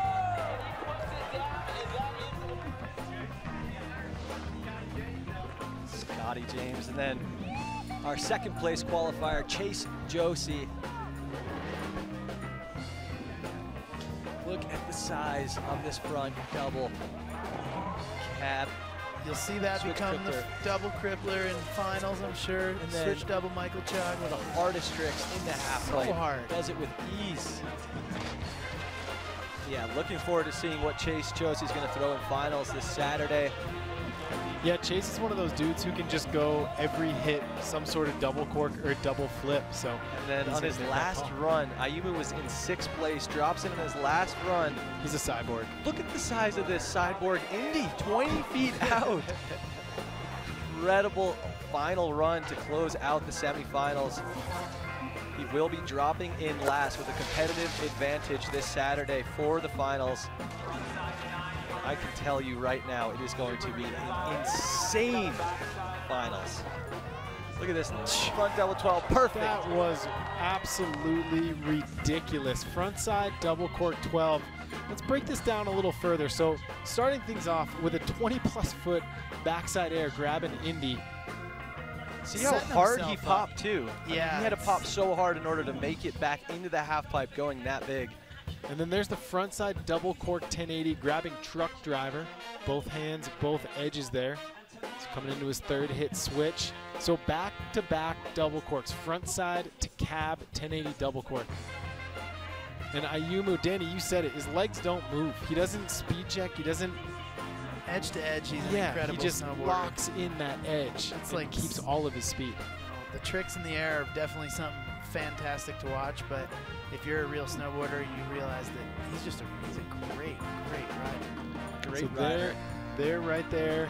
Ayumu Hirano, your first place qualifier. We have a new special guest in the studio here, sitting to my right, Ivy Miller. Ivy, how are you? I'm great, guys. I thought on International Women's Day I would intrude on your sausage fest. Hey, very good timing, very good timing. For those of you who do not know who Ivy Miller is, she's Scotty James' better half, incredible personality. Scotty's actually still a little bummed and jealous because she's got more followers than Scotty on Instagram. And now I understand you're at the top of the course, you're kind of getting in there, just trying to learn a little bit more about who these athletes are, have some fun on Red Bull TV, Facebook Live. Tell me a little bit about what you're doing. So Jack, I'm gonna be up there. Have you ever wondered, like, you know, what's in the backpack or what's Yeah. Chloe listening to before she's dropping? Kinda, yeah. I'm gonna be covering all that information, all the juicy gossip. We're gonna be doing trivia. We're gonna be getting I into like it. Maybe it. some dancing, maybe some singing. You never know. I love need it. to know what's in Fridge's backpack. Yeah, I'm will afraid you- to have you ask. Can you do that for us? We Yeah, like, asked him, he You wouldn't know, tell. I'm Yeah. gonna bat my eyes and see what I can do, but I Cool. can't promise you Okay. anything. All right. I'll take that. I'll take that. I'm so excited for tomorrow as well. It's going to be slope style all day long. We've got the men's in the afternoon, starting it off with the women's. Let's get a little preview of what to expect from tomorrow. Yes, semifinals for the men and the women went off. It was absolutely insane. On the women's side, one of the most insane semifinals I've ever seen. It could have been a final, right? So I can't even imagine what's in store for tomorrow. You're going to see that girl right there, Anna Gasser. And it is 11 a.m. Mountain Standard Time. Don't want to miss it. It's going to be a good time. Yeah. Have you ever done this before? Is this new to you? Do you know a lot of these athletes? Or you should kind of go in rogue up there. So yeah, pretty much going rogue, but I've been Good. hanging around the athletes. You know, like I don't know. I know you guys pretty well, so I'm You're- just kind of doing it. You- I'm used to being kind of in awkward or great high attention situations, so love I'm just it. gonna. And Own it. you've been doing some studying as well. You were telling me yesterday that not only did you study the riders that were in the competition, but pretty much every snowboarder out there. Yeah, well, they didn't really specify which ones, so I was like, might as well cover them all, right? Better safe than sorry. Absolutely. Yeah, so I'm trying to get like information that's not necessarily based strictly on their snowboarding because More that's you personality. guys. I'm doing like the stuff that you don't really know, like, you know, maybe so-and-so's into photography, so-and-so likes dolphins or something. You know, I want Capri the weird Suns. stuff. Yeah. I want That's to me. find I out the love stuff you don't dolphins. Yeah, know. d- That that's was my Dan. info sheet. That was Danny's, so I Yeah. found that out, but sorry to let it. All right, well, I cannot wait to see what is to come from your Facebook Live hits. I'm really excited. That's going to be Thanks, Jack. entertaining. I'm excited for the rest of the weekend. Finals underway this weekend. Thank you so much, Danny, for joining us. Yeah, No Dan. problem. Thank No you, problem. Tom. Thank you, Ivy. Killed it, Dan. More to come for the rest of the weekend, guys. We'll be back tomorrow. Can't wait to see you then. Burton U.S. Open, that's a wrap. We'll see you tomorrow.